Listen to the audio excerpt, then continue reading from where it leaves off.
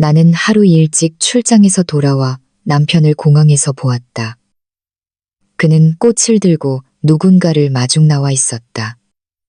한 여자가 달려와 그의 품에 뛰어들었다. 그리고 그들은 내 심장을 산산조각 내는 행동을 했다. 2024년 8월 5일 월요일, 인천국제공항 J터미널은 잠들지 않는 거대한 홀처럼 늘 붐볐다.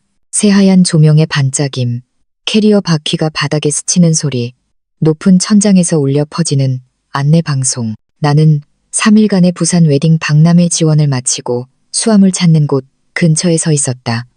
다리는 퉁퉁 부었고 어깨는 뻣뻣했으며 정신은 반쯤 나가 있었다. 온전하게 남은 것은 오직 일에 대한 본능뿐이었다. 수천 개의 작은 디테일을 조합해 완벽한 하룻밤을 만들어내던 바로 그 본능. 그날 바로 그 본능이 내 인생을 구원하리라고는 상상도 못했다. 인파 속에서 나는 그 자리에 얼어붙게 만드는 무언가를 발견했다. 사람들의 머리 위로 천천히 흔들리는 스케치북 한 장, 또렷한 글씨. 어서와 내 예쁜이. 주위에는 빨간색 마커로 그린 작은 하트들이 흩뿌려져 있었다. 나는 그 달콤한 순간을 사진으로 남기려 반사적으로 휴대폰을 꺼내 들었다. 그리고 그것을 들고 있는 사람이 누구인지 확인한 순간 심장이 뱃속으로 곤두박질 쳤다. 내 남편, 의사 박진우였다. 꽃다발은 내일이면 시들 텐데 뭐하러 사냐며 낭비라고 여기던 남자. 가장 로맨틱한 순간이 조금 더 비싼 레스토랑을 예약할 때였던 남자. 그가 지금 공항에 서서 내게는 한 번도 공개적으로 해준 적 없는 문구가 적힌 스케치북을 들고 있었다. 그는 평소보다 훨씬 깔끔한 차림이었다. 당직 의사에겐 너무 사치스럽다며 마다했던 네이비색 캐시미어 스웨터가 지금 그의 몸에 꼭 맞게 걸쳐 있었다. 평소에는 손으로 대충 헝클어뜨리던 머리카락은 윤기가 흐르며 단정하게 정돈되어 있었다. 분명 포마드를 바른 것이었다. 나는 서로 껴안고 있는 한 가족 뒤에 숨어 미동도 하지 않았다. 뱃속이 단단하게 뭉쳤다. 무언가 이상했다. 진우는 이런 사람이 아니었다. 그때 그 여자가 나타났다. 찰랑이는 검은 머리카락, 캐리어들 사이를 요리조리 빠져나오는 빠른 걸음, 무릎까지 오는 원피스가 부드럽게 흩날렸다. 한유라, 병원 행사에서 본 적 있던 제약회사 영업사원. 나이는 27쯤 되어 보였다. 그녀는 마치 영화 속 한 장면처럼 가볍게 달려왔다. 환한 미소, 반짝이는 눈, 그녀를 따르는 작은 기내용 캐리어. 세상에, 옆에 있던 아주머니가 다음에 무슨 장면이 나올지 이미 안다는 듯 나지막이 읊조렸다. 진우는 스케치북을 바닥에 떨어뜨리고 양팔을 벌렸고 유라는 그의 허리에 다리를 감으며 뛰어올랐다. 그들은 세상에 다른 사람은 없는 것처럼 터미널 한가운데서 빙글빙글 돌았다. 나는 움직이지도 울지도 소리치지도 않았다. 그저 빽빽하고 차가운 침묵이 내 안에서부터 나를 강타할 뿐이었다. 진우에게 안긴 유라의 등 뒤로 그 시계가 보였다. 유명 명품 브랜드의 시계. 내 40번째 생일에 내가 그에게 준 선물이었다. 몇 달 동안 나 자신의 욕심을 참아가며 마련한 것이었다. 유라의 손목에는 작은 파란색 쇼핑백이 걸려 있었다. 티파니 앤 코. 내 눈에는 칼날처럼 날카롭게 밝혔다. 그들은 오랫동안 입을 맞췄다. 부끄러운 듯 가벼운 입맞춤이 아니었다. 주위 사람들이 힐끔거리고 속삭이고 일부는 고개를 돌리는 공공장소에서의 진한 키스였다. 나는 숨을 들이마셨다. 손이 자동으로 움직였다. 휴대폰이 켜지고 카메라 앱이 열렸다. 나는 마치 문자를 읽는 것처럼 휴대폰을 가로로 들었다. 찰칵 찰칵. 인파 뒤에서 사진을 찍었다. 손님이 오기 전 행사장을 촬영할 때처럼 구도는 신중했다. 다른 각도에서 그들이 웃는 모습. 또 다른 각도에서 진우의 손이 유라의 등을 토닥이는 모습. 나는 동영상 모드로 전환했다. 그 순간들은 길고 선명하게 기록되었다. 나중에 발뺌할 여지는 없었다. 그들은 서로를 껴안은 채 걸었다. 내 옆을 스쳐 지나갈 때는 유라의 비싼 플로럴 향수 냄새가 코를 찔렀다. 날카롭게 파고드는 옅은 흔적을 남기며 진우가 캐리어를 들어주자 그녀는 웃음을 터뜨렸다. 그들은 출구 쪽으로 건너가 잠시 기다리더니 검은색 제네시스 G90 한 대가 멈춰서자 그 앞에 섰다. 진우는 트렁크를 열고 유라의 캐리어를 들어 올린 뒤 부드럽게 닫고는 몸을 숙여 그녀의 이마에 입을 맞췄다. 나는 다시 휴대폰을 들었다. 찰칵, 다시 동영상. 찰칵. 내 얼굴은 무표정했다. 내 몸은 멈추지 않는 인파의 흐름 속에 서 있는 바위 같았다. 그들은 뒤도 돌아보지 않고 떠났다.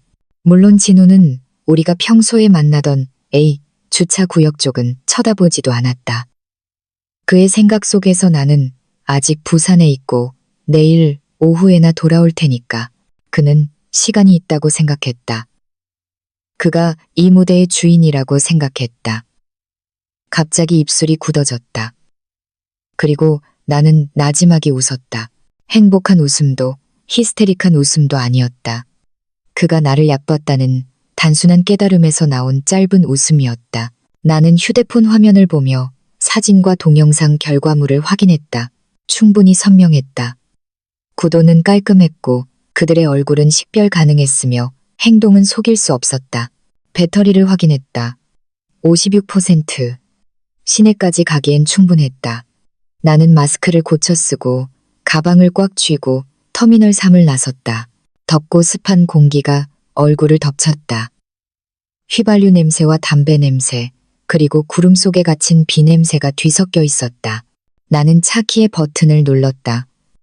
멀리서 불빛이 깜빡였다. 차에 올라 문을 닫고 방금 전의 모든 소음을 침묵으로 덮어버렸다. 나는 청담동 집으로 가지 않았다. 핸들을 돌려 강변북로로 향했고 강남으로 향하는 길로 들어섰다. 강남에 있는 내 사무실. 그동안 모든 큰 계획의 본거지가 되어주었던 작은 공간이 기다리고 있었다. 무드보드 패널, 알파벳 순으로 정리된 파일 꽂이, 리본과 업체 명함, 케이블 타이 등이 담긴 투명 상자들. 빛의 기획은 그 공간에서 태어났다.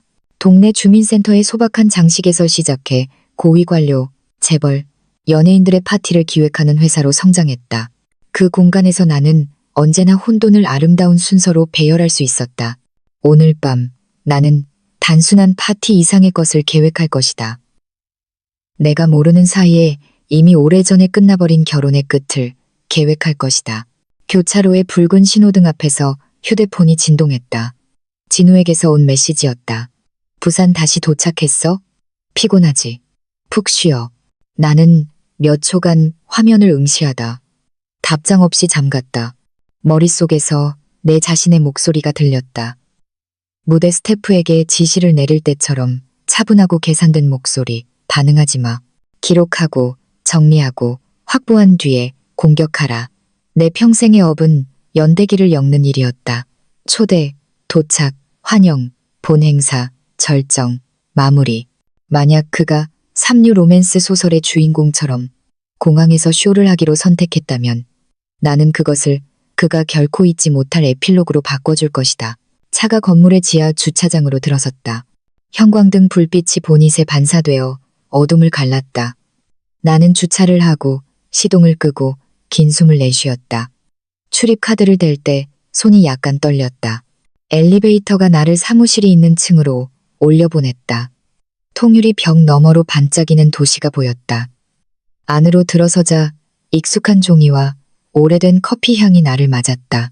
나는 불을 켜고 내 등을 기억하는 인체공학적 의자에 앉아 휴대폰을 내려놓고 벽시계를 쳐다봤다. 아직 밤이었다. 나 자신을 구할 시간은 아직 충분했다. 나는 노트북을 열었다. 파란 화면이 나타나고 비밀번호 입력창이 떴다. 손가락이 빠르게 움직였다. 새 폴더의 이름은 짧고 차갑고 명확하게 지었다. 8월. 나는 휴대폰을 연결해 모든 사진과 동영상을 옮기고 파일 이름을 날짜와 시간으로 변경했다. 그러고 나서 등을 기댄 채 하나씩 살펴보았다. 눈물은 흘리지 않았다. 묵직한 분노를 느꼈다. 하지만 그 분노보다 더 강한 것은 내게 증거가 있고 냉정한 머리가 있고 계획이 있다는 사실을 알았을 때 찾아온 평온함이었다. 나는 스탠드 조명을 켜고 머릿속의 모든 도표를 불러냈다. 누가, 언제, 어디서, 어떻게, 그리고 무엇을 위해? 그 모든 선의 끝에는 생강차처럼 내 가슴을 따뜻하게 데워주는 한 문장이 있었다. 이혼 파티. 나는 이서연, 정확성으로 먹고 사는 이벤트 기획자. 이 고통을 내가 직접 쓴 시나리오로 바꿀 것이다. 마지막 막이 내릴 때까지 장면 하나하나. 오늘 밤 무대는 아직 썰렁하지만 나는 이미 음악을 골랐고 조명을 결정했으며 무엇보다도 나는 이미 특별 게스트의 얼굴을 아주 선명하게 보았다. 엘리베이터가 나를 텅 빈 복도에 내려주었다. 출입카드가 조용히 삑 소리를 냈다. 사무실 유리문이 열리자 묵은 커피와 뒤섞인 종이 냄새가 오랜 친구처럼 나를 반겼다. 이곳이 나의 요새였다. 빛의 기획이 작은 무대 장식에서 시작해 유력 인사들이 칭찬하는 파티를 기획하는 회사로 성장한 강남의 소박한 공간. 나는 스탠드 조명을 켜고 의자를 조정하고 휴대폰을 내려놓은 뒤 노트북을 열었다. 커서가 명령을 기다리며 깜빡였다. 나는 일을 시작했다. 첫 번째 단계, 돈. 나는 공동명의 계좌에 인터넷 뱅킹을 열었다. 잔액 페이지가 연회장의 의자처럼 깔끔하게 정렬된 거래 내역과 함께 나타났다. 나는 천천히 스크롤을 내렸다. 며칠 간격으로 익명이라는 이름의 디지털 지갑으로 정기적으로 이체된 패턴이 있었다. 이니셜 뒤에는 숫자가 붙어 있었다. 금액은 소소해 보였다. 15만 원, 20만 원. 하지만 18개월 동안의 금액을 합산하자 그 숫자는 4배를 강타했다. 약이 500만 원. 나는 각 거래를 표시하고 엑셀시트로 복사해 나타나는 패턴에 다른 색을 칠했다. 이건 비서나 사무실 경비를 위한 송금이 아니었다. 누군가를 위해 깔끔하게 맞춰진 리듬이었다. 나는 신용카드 내역으로 넘어갔다. 월별 청구서는 인간의 입보다 더 정직한 삶의 기록이었다. 레스토랑 이름들이 줄줄이 나타났다. 청담동의 고급 레스토랑, 시그니엘 호텔의 레스토랑. 회의가 있다던 늦은 밤들은 사실 도시의 야경을 배경으로 한 둘만의 저녁 식사로 채워져 있었다. 2월, 정확히 14일에는 호화로운 저녁 식사 청구 내역이 있었다. 나는 그날 밤을 기억했다. 그는 임원회의가 너무 길었어. 여보라고 말하며 집밥 냄새는 전혀 풍기지 않은 채 늦게 귀가했다. 나는 화면으로 돌아가 메모를 추가했다. 거짓 발렌타인데이. 아픈 마음을 되새기기 위해서가 아니라 논리가 계속해서 주도권을 잡게 하기 위해서였다. 다음은 호텔들이 목록에서 춤을 췄다. 3월의 롯데호텔, 7월의 파크하얏트, 9월의 시그니엘 서울. 모두 이 도시 안에서였다. 출장도 아니었고 너무 늦어 집에 못 들어갈 이유도 없었다. 각 이름 아래에는 두둑한 금액이 적혀 있었다. 나는 또 메모를 추가하며 작은 연대기를 만들었다. 날짜, 장소, 그가 예전에 댔던 핑계, 그리고 내가 새로 찾아낸 데이터. 한 줄 한 줄이 내 가슴 속의 벽을 부수는 대신 더 단단하게 만들었다. 이상하게도 증거와 함께 평온함이 자라났다. 그리고 그 파란색 상자의 작은 물건이 청구 내역 화면에 나타났다. 티파니 앤코 480만 원. 2024년 7월 22일. 공동명의 신용카드. 나는 긴 숨을 내쉬었다. 작년 우리 결혼 기념일이었다. 그는 아파트 상가 근처 마사지샵의 상품권을 내게 주었다. 몸 좀 풀라고 그가 말했다. 나는 착한 아내처럼 고맙다고 했다. 이제 나는 그의 진정한 관대함이 공항에서 그를 맞으러 달려온 누군가를 위해 아껴져 있었다는 것을 알았다. 커서가 다시 움직였다. 나는 복사해서 상간녀를 위한 선물이라는 라벨을 붙였다. 글자들이 차갑게 느껴졌지만 그 정확성이 내 이성을 지켜주었다. 나는 새 폴더들을 만들었다. 1. 은행. 2. 신용카드. 3. 호텔. 4. 레스토랑. 5. 선물. 그 안에 각 증거를 날짜, 금액, 장소라는 규칙적인 파일명으로 저장했다. 형식이 변경되지 않도록 PDF로 인쇄한 다음 3개의 다른 클라우드 서비스에 모두 업로드했다. 나만 아는 이메일 주소로도 보냈다. 제목은 간단했다. 8월, 나는 한 곳에만 의존하고 싶지 않았다. 좋은 파티는 항상 예비 계획이 있다. 내 인생도 마찬가지다. 다음 단계, 휴대폰 흔적. 진우는 습관이 반복되는 사람이었다. 그의 비밀번호는 추측하기 쉬웠다. 그의 생년월일과 2개의 글자. 나는 아이클라우드에 시도해봤다. 실패. 다른 버전을 시도했다. 0을 뺀 생년월일. 성공. 그의 기기에서 승인을 묻는 팝업 알림이 뜰 것이다. 나는 참았다. 흔적을 남기지 마라. 다른 방법을 찾았다. 개인정보 보호 브라우저를 통해 접속했다. 알림을 유발하지 않는 세션을 기다렸다.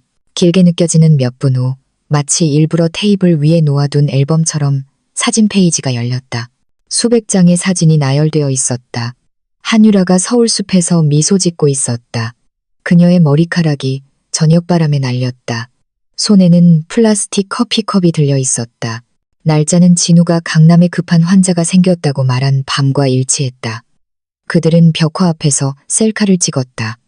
나는 그 뒤에 네온사인을 알아보았다. 예전에 내가 진우에게 가자고 했을 때 그가 너무 붐빈다고 불평했던 곳이었다. 짧은 사진 시리즈도 있었다. 경부고속도로 풍경, 부산의 비즈니스, 호텔 방. 그 주말, 진우는 달력에 대구 학회라고 적어두었다. 배가 잠시 조여왔다가 다시 풀렸다. 괜찮아. 모든 거짓말은 지도 위의 점이다. 내 임무는 그 점들을 연결해 누구도 부인할 수 없는 선을 만드는 것이다. 나는 메시지로 넘어갔다. 남편의 대학 동기이자 우리가 결혼할 때 신랑 들러리였던 김민중과의 대화가 있었다. 삼성동 아파트 계약 끝났어. 열쇠는 다음 주에 나온대. 진우가 썼다. 민준이 답했다. 잘 됐네. 연말 분위기 망치지 않게 그냥 새해 지나고 말해. 임마. 그러자 방 안의 공기를 갑자기 더 차갑게 만드는 답장이 왔다. 응, 나도 그렇게 생각해. 집안 분위기 안 좋아지면 불쌍하잖아. 불쌍하다고. 불쌍하다. 하지만 저녁 식사, 호텔 방, 그리고 비싼 선물에 들어간 돈은 몇 달 동안 계속 흘러나왔다. 나는 그 대화를 복사하고 내보내고 6 메시지 폴더에 저장한 뒤 연대기에 추가했다. 사무실 화이트보드에 나는 직선을 긋고 중요한 날짜들을 표시했다. 7월 22일 티파니 보석, 2월 14일 저녁 식사, 3월, 7월, 9월 호텔, 강남과 서울숲의 사진들, 부산 주말여행, 그리고 오늘 밤 공항. 그 아래에 나는 그가 예전에 했던 변명들을 적는 칸과 지금 내가 가진 증거를 적는 칸을 만들었다. 그 선이 완성되었을 때 마치 행사 순서를 짜는 것 같았다. 누가 환영사를 하는가? 밴드는 언제 연주를 시작하는가? 언제 조명이 꺼지는가? 언제 불꽃놀이가 터지는가? 더 이상 우연의 여지는 없었다. 책상 위 휴대폰이 진동했다. 진우에게서 온 새 메시지였다. 호텔 도착했어. 밥 꼭 챙겨 먹어. 나는 고개를 돌렸다. 입술이 눈까지 닿지 않는 옅은 미소를 지었다. 답장하지 않았다. 몇 분 후 다른 메시지가 왔다. 왜 답장 안 해? 그리고 부재중 전화. 나는 무음 모드를 눌렀다. 오늘 밤 내가 듣고 싶은 목소리는 단 하나뿐이었다. 통제권을 쥔 내 자신의 맑은 목소리. 나는 화면으로 돌아가 보안 설정을 확인했다. 그의 계정에서 아무것도 바꾸지 않았다. 갑자기 당황하는 범인보다 더 의심스러운 것은 없다. 나는 조심스럽게 세션을 닫고 기록을 지우고 그의 기기로 알림이 가지 않도록 확인했다.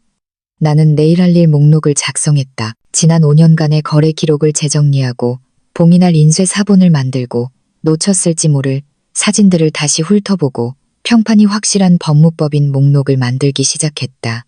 시계바늘이 자정을 넘었다. 창밖의 도시는 파티의 불빛에서 드문드문한 가로등 선으로 변해 있었다. 나는 하품을 했지만 머리는 여전히 맑았다. 화면에는 증거 폴더들이 연회를 위해 준비된 뷔페 테이블처럼 정렬되어 있었다. 나는 노트북을 덮고 잠시나 자신을 껴안은 뒤 일어섰다. 사무실 구석의 작은 거울에서 나는 부서지지 않고 단지 더 단호해진 얼굴을 보았다. 이것은 단순히 분노에 관한 것이 아니었다. 이것은 부서진 것을 깔끔하고 올바른 방식으로 마무리하는 것에 관한 것이었다.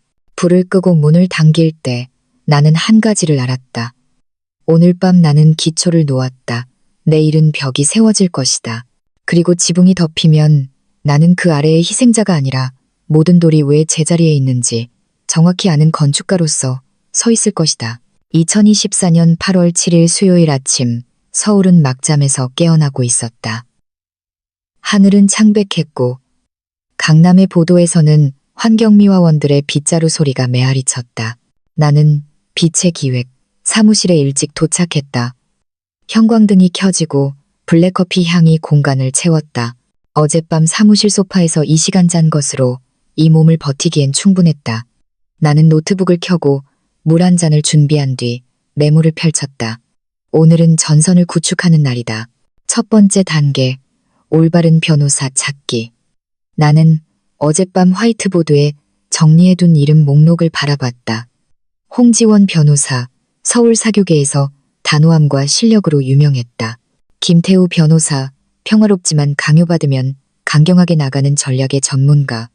박은경 변호사, 날카로운 평판을 가진 베테랑 변호사. 나는 길게 하소연하지 않고 핵심만 담은 짧은 이메일을 작성했다. 제목, 이혼 소송 문의.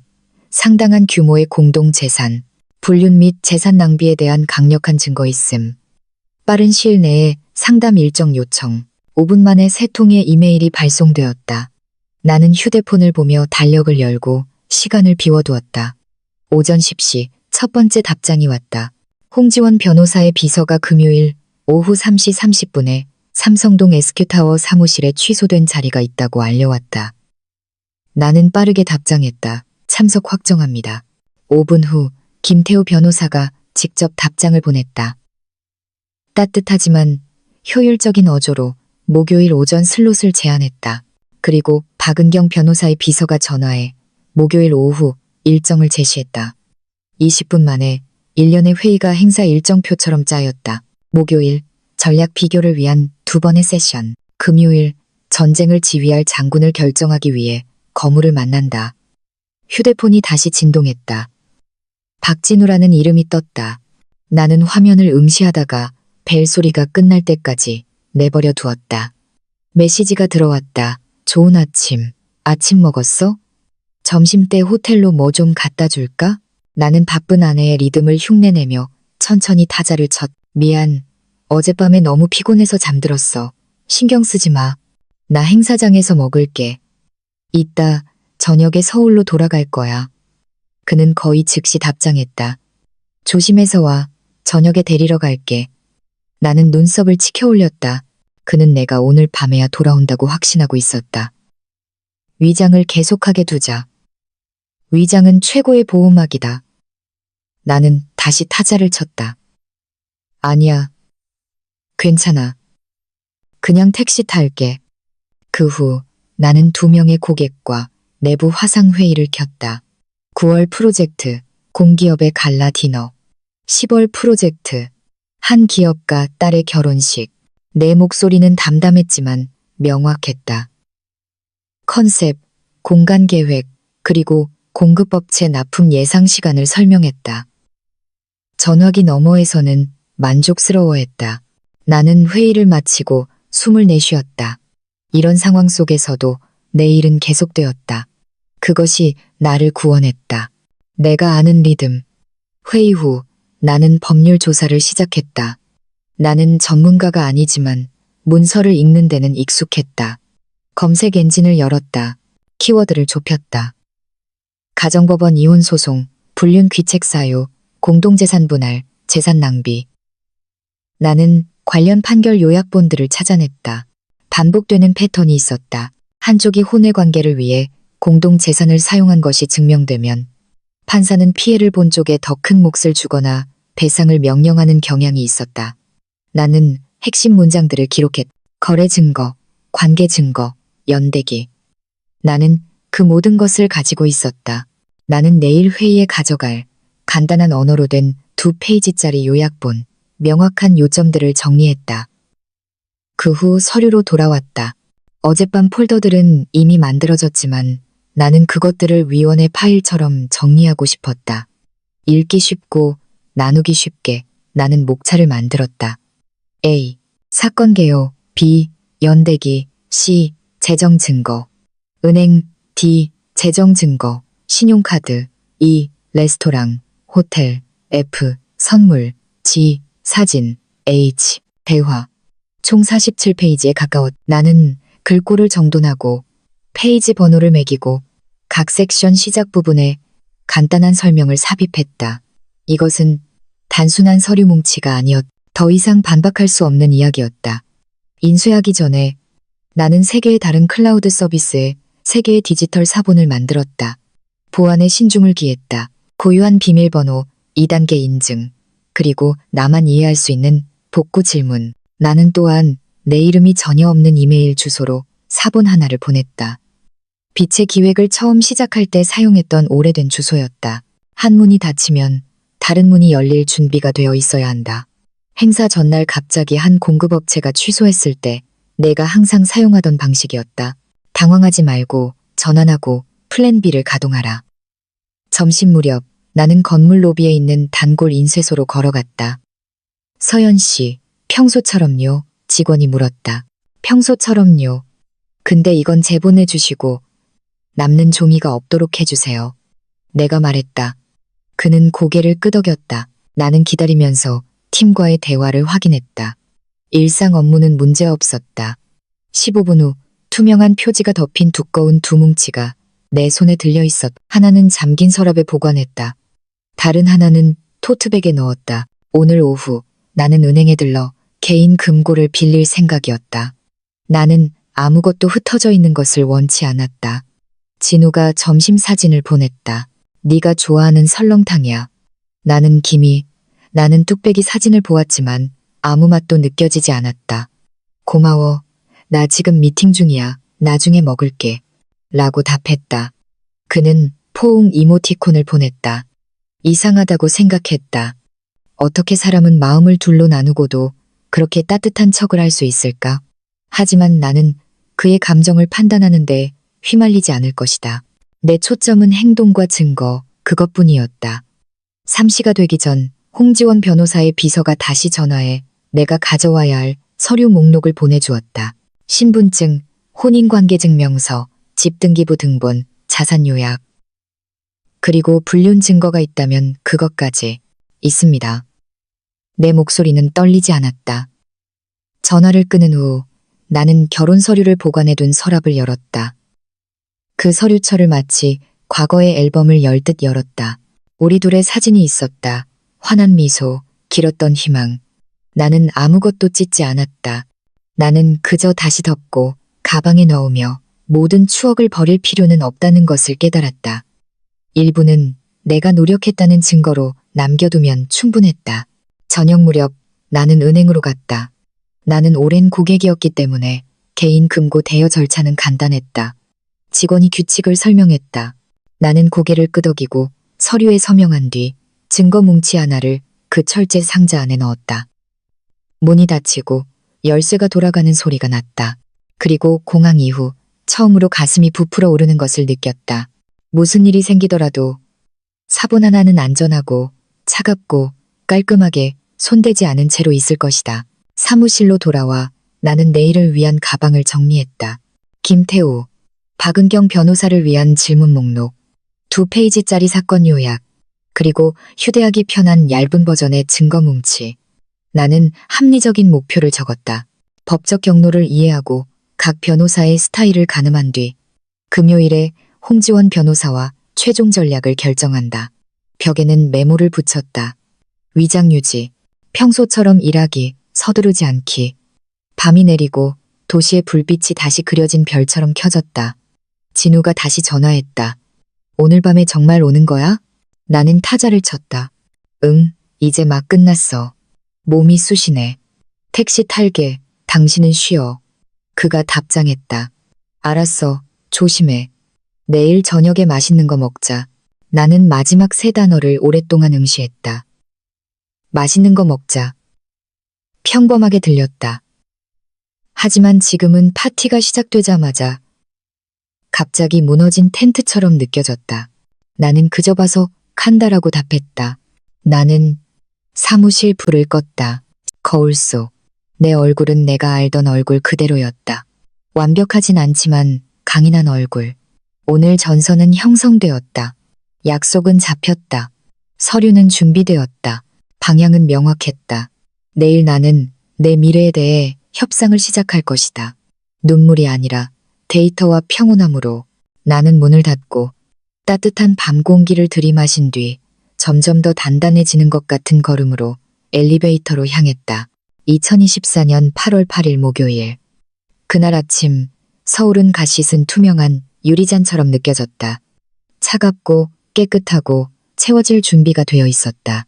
나는 일찍 출발해 노랗게 이어진 차량의 흐름을 뚫었다. 첫 약속은 오전 9시. 김태우 변호사와의 만남이었다. 그의 사무실은 통유리로 된 오피스 빌딩 한 층 전체를 사용하고 있었다. 접수원은 나를 응접실에서 기다리게 했다. 카펫은 두툼했고 커피는 소박한 흰색 찻잔에 담겨 나왔다. 나는 어젯밤 정리한 요약본과 증거가 담긴 두툼한 서류철을 들고 꼿꼿이 앉았다. 이서연 씨, 50대 초반의 얇은 안경을 쓴 남자가 상냥하게 미소 지었다. 김태우입니다. 우리는 따뜻하지만 효율적으로 악수했다. 그의 사무실에서 그는 나에게 앉으라고 권하고는 달콤한 서두 없이 바로 본론으로 들어갔다. 가장 우선적으로 이루고 싶은 목표가 무엇입니까? 그가 물었다. 깨끗한 승리입니다. 내가 답했다. 공정한 공동재산 분할, 불륜에 사용된 자금에 대한 배상, 그리고 제 일에 방해가 되지 않는 과정. 저희는 아이가 없습니다. 그는 고개를 끄덕이며 서류철을 열어봐도 될지 물었다. 그의 손가락이 빠르게 페이지를 넘겼다.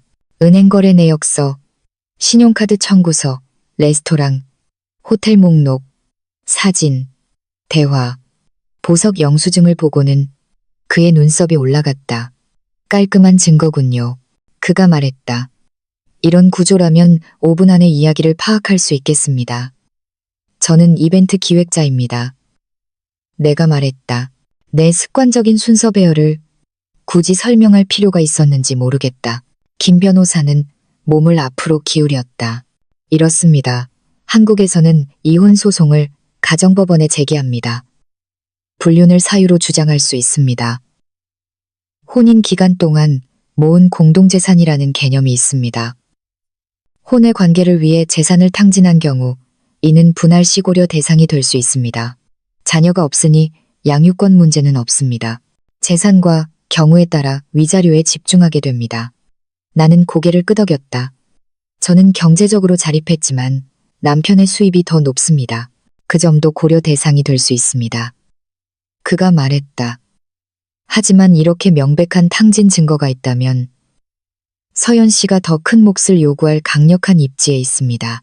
저는 일단 협상 경로를 먼저 제안하는 편입니다. 준비가 되면 소송을 제기하고 처음부터 명확한 신호를 보내는 거죠. 서연 씨가 60%의 분할과 그 관계에 사용된 모든 자금의 배상을 요구하는 겁니다. 만약 상대방이 고집을 부린다면 우리에게는 자산보호 조치라는 옵션이 있습니다. 어떤 조치입니까? 임시 처분 신청입니다. 그가 종이에 적었다. 재판이 끝날 때까지 공동재산의 처분을 막는 조치가 포함될 수 있습니다. 특정 자산에 대한 가압류를 신청하는 옵션도 있고요. 하지만 이 모든 것은 남편분의 가족 및 직장 내 역학관계에 미칠 영향을 계산해야 합니다. 때로는 평판에 대한 위협이 절차적인 칼보다 더 효과적일 수 있습니다. 나는 다음 달에 기획할 갈라 디너의 밤을 떠올렸다. 저는 정확한 타이밍을 원합니다. 내가 말했다. 내일 홍지원 변호사님을 만나 최종 전략을 결정할 예정입니다. 김 변호사는 다시 고개를 끄덕였다. 좋습니다. 제 입장에서 볼 때 서연 씨는 이미 매우 준비가 잘 되어 있습니다. 만약 좀 더 온화한 길을 선택하신다면 제가 도와드릴 수 있습니다. 하지만 더 강력한 타격을 원하신다면 홍지원 변호사님이 그 접근법을 대표하는 것으로 유명하죠. 내면의 필요와 실질적인 계산에 따라 선택하십시오. 세션은 질의응답으로 이어졌다. 어떤 서류를 추가해야 하는가? 집 등기부 등본, 차량 등록증, 투자 목록 사본. 커뮤니케이션 전략은 위장을 유지하고 흔적을 지우지 말 것. 그리고 진우가 갑자기 의심할 경우의 대처 계획은 짧고 자극에 넘어가지 않는 답변. 일시간이 눈 깜짝할 사이에 지나갔다. 작별 인사를 할 때 김 변호사는 내 서류철을 가볍게 두드렸다. 이 깔끔함만으로도 이미 절반은 이긴 겁니다. 강남에서 나는 서초동으로 향했다. 박은경 변호사의 사무실은 개조된 오래된 주택에 있었다. 마당은 푸르렀고 내부는 고요했다. 박은경입니다. 짧은 머리의 자그마한 여성이 날카로운 눈으로 나를 쳐다보더니 앉으라고 손짓했다. 서두 없이 그녀는 서류철을 열었다. 그녀의 눈은 춤추듯 페이지 사이를 오갔다. 이기고 빨리 책을 덮는 게 목적이라면 가능합니다. 그녀가 마침내 말했다. 증거는 깨끗해요. 하지만 그가 제대로 배우길 원한다면 그가 빠져나갈 수 없게 만드는 방법이 있습니다. 저는 단순히 상처 주는 것보다는 이기는 것을 더 원합니다. 내가 말했다. 하지만 상처 주는 것이 승리의 일부라면 그 가능성을 닫지는 않겠습니다. 박 변호사는 옅게 미소 지었다. 프로젝트 매니저처럼 말하는군요. 좋습니다. 옵션은 이렇습니다. 첫째, 빠른 해결을 추구합니다. 소송 제기, 협상 압박, 그리고 마무리. 둘째, 모든 압박 수단을 준비합니다. 특정 거래에 대해 공동 계좌를 동결시키는 가처분을 신청하고 빼돌릴 위험이 있는 자산에 대해 가압류를 신청합니다. 자금 흐름을 추적하기 위해 회계 감사를 지정할 수도 있고요. 상대방이 압박을 느끼기 시작하면 보통은 굴복합니다. 위험 부담은요? 에너지와 시간이죠. 그녀가 단호하게 답했다. 그리고 우리가 재판을 구경거리로 만들고 싶지는 않지만 압박 수단을 더 많이 사용할수록 상대방이 전쟁을 시작할 가능성이 커집니다. 정신적으로 준비되어 있어야 해요. 제 질문은 어디까지 갈 각오가 되어 있습니까? 나는 숨을 골랐다. 타이밍 계획이 있습니다. 소송은 중요한 행사 하나가 끝난 후에 제기될 겁니다. 시끄럽지 않게 계속 일하고 싶습니다. 그가 자산을 빼돌릴 기회도 최소화하고 싶고요. 박은경 변호사는 고개를 끄덕였다. 그렇다면 탄약은 아껴두죠. 가처분 및 가압류 신청서 초안을 준비해 둡시다. 하지만 의심스러운 움직임이 있을 때만 사용하는 겁니다. 지금으로서는 당신 돈부터 잠그세요. 당신 사업의 현금 흐름을 남편이 접근할 수 있는 모든 것과 분리하세요. 알겠습니다. 내가 말했다. 그리고 한 가지 더. 그녀가 나를 똑바로 쳐다봤다. 법률 자문가 외에는 아무에게도 말하지 마세요. 가장 친한 친구에게도요. 아주 작은 누설이라도 부메랑이 될 수 있습니다. 나는 동의했다. 우리는 상세 자산 목록 추가, 위임장 준비, 그리고 법원을 위한 간결한 진술서 작성이라는 과제 목록과 함께 세션을 마쳤다. 밖으로 나왔을 때 한낮의 공기가 날카롭게 느껴졌다. 2명의 변호사, 2개의 스타일, 2개의 길. 내일 나는 홍지원 변호사를 만나 나침반을 고정할 것이다. 시계는 이 시를 조금 넘기고 있었다. 나는 강남으로 돌아와 평소 거래하던 은행 지점에 들렀다. 최유리 팀장이 몇 년간 보아온 익숙한 미소로 나를 맞았다. 서연 고객님, 무엇을 도와드릴까요? 제 이름과 남편 이름으로 된 모든 계좌를 검토하고 싶습니다. 내가 나지막이 말했다. 그리고 제 회사 이름으로 저만 관리할 수 있는 새로운 사업자 계좌를 하나 열고 싶어요. 우리는 작은 상담실에 앉았다. 유리 씨는 요약본을 인쇄해 주었다. 공동예금 계좌, 정기예금, 그리고 예전에 빛의 기획 초기에 사용하시다가 운영 계좌로 합치기 전에 오래된 회사 계좌가 하나 있네요. 그녀는 한도, 기능, 그리고 카드 접근, 이체 승인, 알림 기능과 같은 취약점을 설명했다. 공동 계좌에서 큰 금액을 인출할 때 양쪽의 동의가 필요한 방법이 있나요? 내가 물었다. 표준 상품에는 없습니다. 고객님. 그녀가 솔직하게 답했다. 처음에 특별한 약정을 하거나 2개의 서명이 필요한 계좌를 사용하지 않는 한은요. 하지만 고객님 사업의 현금 흐름을 보호하기 위해 회사 명의로 새로운 사업자 계좌를 열고 사용자 아이디와 OTP를 고객님 명의로만 발급할 수 있습니다. 나는 고개를 끄덕였다. 그렇게 하죠. 회사 이름은 빛의 기획입니다. 서류가 완비되어 있어 절차는 빠르게 진행되었다. 유리 씨는 서류를 준비했고 나는 신청서에 서명하며 알림이 내 휴대폰으로 바로 오도록 설정했다. 이건 임시 접근 권한입니다. 카드와 OTP는 사무실 주소로 발송될 겁니다. 그녀가 말했다. 초기 잔액은 다음 주에 입금될 프로젝트 대금으로 할게요. 내가 답했다. 오늘은 아무것도 옮기지 않을 겁니다. 그녀는 마치 설명할 필요 없는 무언가를 이해한 듯 잠시 나를 쳐다보았다. 고객님의 재정적 안전은 고객님의 권리입니다. 그녀가 말했다. 어떤 설명이든 필요하시면 저에게 바로 연락 주세요. 나는 고마움을 표했다. 은행을 나설 때 해가 건물 뒤로 천천히 기울고 있었다. 휴대폰이 진동했다. 진우에게서 온 메시지였다. 오늘 저녁에 소고기 묵국 갖다 줄까? 나는 화면을 보며 씁쓸하게 웃었다. 아니, 괜찮아. 내가 답했다. 아직 배불러. 내일 보자. 차 안에서 나는 몸이 피곤했지만 정신은 맑았다. 아침부터 오후까지 나는 세 겹의 보호막을 쳤다. 단호한 평화 전략, 필요할 경우에 공격적 옵션, 그리고 나 자신을 위한 재정적 방어벽. 오늘 밤 나는 서류를 닫고 내일 홍지원 변호사에게 할 마지막 질문들을 준비한 뒤 충분히 잠을 잘 것이다. 백미러 속에서 내 눈이 나를 마주 보았다. 더 이상 이유를 찾지 않았다.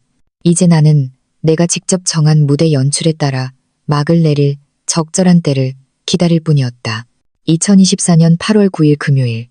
내 차가 삼성동 SQ타워 주차장으로 들어설 때 하늘은 창백한 은색이었다. 나는 15분 일찍 도착했다. 방패처럼 느껴지는 두꺼운 서류철을 들고 있었다. 엘리베이터는 부드럽게 미끄러져 조용한 고층에서 멈췄다. 접수원이 상냥하게 나를 맞이한 뒤 기다리라고 했다. 손은 차가웠지만 머리는 맑았다. 이것은 평범한 만남이 아니었다. 인생의 방향을 결정하는 회의였다. 이서연 씨. 맑은 목소리가 들렸다. 단정하게 짧은 머리에 회색 정장을 입은 여성이 문가에 서 있었다. 그녀의 시선은 날카로웠지만 판단하지 않고 나를 가늠했다. 홍지원입니다. 우리는 악수했다. 그녀의 악력은 단호했다. 과하지 않았다. 그녀의 사무실은 넓고 단순했다. 그녀는 나에게 앉으라고 권한 뒤 코끝에 안경을 걸쳤다. 전략에 들어가기 전에 전체적인 개요를 빠르게 이해하고 싶습니다. 그녀가 말했다. 나는 서류철 맨 위에 있던 2페이지짜리 요약본을 건넸다. 그녀는 그것을 순식간에 읽고 다른 서류들을 펼치기 시작했다. 은행거래 내역서, 신용카드 청구서, 호텔과 레스토랑 목록, 보석 영수증, 사진, 대화. 가장 노골적인 증거에 이르렀을 때 그녀의 눈썹이 한 번 올라갔다. 그녀는 서류철을 덮고 나를 똑바로 쳐다봤다. 첫째, 그녀가 말했다. 아주 깔끔하게 일 처리를 하셨군요. 많은 의뢰인들이 형태 없는 분노를 가지고 옵니다. 당신은 분노를 증거로 꿰매어왔어요. 그게 많은 것을 단축시켜줍니다. 나는 고개를 끄덕였다. 저는 깨끗하게 이기고 싶습니다. 소리치거나 드라마를 만들고 싶지 않지만 빈틈도 주고 싶지 않습니다. 홍 변호사는 등을 기댔다. 좋습니다. 우리에게는 3가지 옵션이 있습니다. 그녀는 손가락 하나를 들었다. 첫째, 빠른 길. 당신이 준비되는 즉시 소송을 제기합니다. 그리고 처음부터 협상을 압박하는 겁니다. 당신의 목표인 60대 40분할과 그 관계에 사용된 모든 자금의 배상은 이렇게 명백한 증거가 있다면 현실적입니다. 장점은 효율적이고 소란을 최소화한다는 점입니다. 단점은 아픔을 되갚아주는 만족감이 덜할 수 있지만 깔끔한 승리가 보통 더 오래 갑니다. 그녀는 2번째 손가락을 들었다. 둘째, 시간 싸움. 가장 전략적인 순간을 기다리면서 추가 탄약을 모으는 겁니다. 예를 들어 그의 경력의 중요한 전환점을 앞둔 직전에 공격하는 거죠. 이건 압박의 힘을 극대화합니다. 재정적 결과는 더 커질 수 있지만 인내와 시간 관리가 필요합니다. 3번째 손가락이 KK, 셋째, 공개적인 길. 우리는 전면적인 재판으로 갑니다. 빠른 해결을 거부하고 모든 증거가 대중에게 공개될 수 있는 법정에서 쏟아지게 허용합니다. 이건 비쌉니다. 에너지, 정신, 돈의 비용이 들죠. 하지만 당신의 목표가 대중적 교훈이라면 그 효과는 날카롭고 오래갑니다. 나는 서류철을 보고 다시 그녀의 눈을 보았다. 첫 번째 길을 원합니다. 내가 말했다. 하지만 정확한 타이밍을 맞춰서요. 다음 달에 중요한 행사가 하나 있습니다. 빛의 기획이 맡은 병원 갈라디너의 밤입니다. 남편이 그 행사에서 상을 받고 저는 기획자로서 그곳에 있어야 합니다. 저는 갈라가 끝난 후에 소송이 들어가길 원합니다. 그가 자산을 숨길 틈이 없을 만큼 가깝게요. 제 일이 잘 마무리될 만큼은 멀리요. 홍 변호사는 작게 미소 지었다. 무대와 막을 생각하고 계시는군요. 마음에 듭니다. 그녀는 계산기를 열었다. 이제 숫자를 보죠. 공동재산을 대략적으로 계산해 봅시다. 청담동 집, 현재 시장 가치로 약 20억 원, 펀드와 예금 투자, 총 4억 원. 예금 및 기타 유동자산, 아마도 2억 원, 차량, 제네시스 G90과 벤츠 GLE, 둘 다 합치면 약 2억 원, 총 대략 28억 원입니다. 그녀는 다시 타자를 쳤다. 당신 목 60%는 약 16.8억 원, 그 사람 몫은 약 11.2억 원, 그리고 관계자금 배상이 500만 원, 그의 몫에서 차감합니다. 이건 보수적인 숫자입니다. 여기서 시작할 수 있습니다. 나는 천천히 고개를 끄덕였다. 그 숫자는 복수가 아니라 재정비였다. 소송 제기일까지 제가 뭘 해야 하죠? 침착하게 역할을 계속하세요. 그녀가 빠르게 답했다. 눈에 띄는 거래 패턴을 바꾸지 마세요. 사업 현금 흐름을 분리하세요. 새 계좌를 연 것은 잘하셨습니다. 서류를 안전하게 보관하세요. 이미 하셨고요. 남편과의 소통은 적당히, 상냥하게, 의심을 사지 않게, 법률 대리인 외에는 누구에게도 이야기하지 마세요. 그리고 한 가지 더, 모범적인 아내 역할을 4주 동안 할 정신적 준비를 하세요. 당신은 이미 며칠 동안 해냈습니다. 계속하세요. 할 수 있습니다. 내가 말했다. 뱃속이 잠시 긴장했지만 나는 수년간 고객들 앞에서 연기해왔다. 이건 그저 또 다른 무대일 뿐이었다. 홍 변호사는 몸을 앞으로 숙였다. 갈라가 끝나면 우리는 서울 가정법원에 소장을 제출할 겁니다. 같은 날 우리는 사본과 초기 합의서, 초안을 보낼 겁니다. 상대방은 증거를 보고 평판의 위험을 평가한 뒤 보통은 앉아서 협상하기를 선택할 겁니다. 만약 그들이 이상하게 움직이면 팔거나 옮기거나 숨기면 우리는 가처분 및 가압류 신청을 넣을 겁니다. 모든 초안은 월요일부터 준비하겠습니다. 나는 모든 문장을 행사 일정표를 기록하듯 흡수했다. 위임장 서명은 언제 합니까? 오늘 하죠. 그녀가 다른 서류철을 꺼내며 말했다. 정보를 기입하고 서명하세요. 혼인관계증명서, 집등기부, 차량 등록증, 그리고 당신이 만든 자산요약본, 사본도 필요합니다. 나는 종이 위에 펜을 내렸다. 내 서명은 무대에 막을 걸기 위해 벽에 박는 첫 번째 모처럼 느껴졌다. 모든 것이 끝난 후 홍 변호사는 서류를 정리했다. 마지막 질문 하나, 그녀가 말했다. 당신은 그가 단순히 지기를 원합니까? 아니면 평생 기억하기를 원합니까? 나는 창밖을 보며 붐비는 도로를 보았다. 저는 이기고 싶습니다. 내가 답했다. 그리고 만약 그 긴 기억이 그의 교훈의 일부라면 그렇게 되게 두죠. 하지만 제 자신의 평온함을 희생하면서까지 그가 무너지는 것을 보고 싶지는 않습니다. 그녀는 만족스럽게 고개를 끄덕였다. 그건 끝낼 준비가 된 사람의 대답이군요. 우리는 월요일 추가 서류 수집, 수요일 최종 전략 초안, 그리고 갈라 이후 실행이라는 후속 일정과 함께 헤어졌다. 엘리베이터 안에서 나는 내 모습을 비춰보았다. 그 눈은 더 이상 설명을 찾지 않았다. 그 눈은 정확히 어디를 향해야 하는지 아는 스포트라이트 같았다.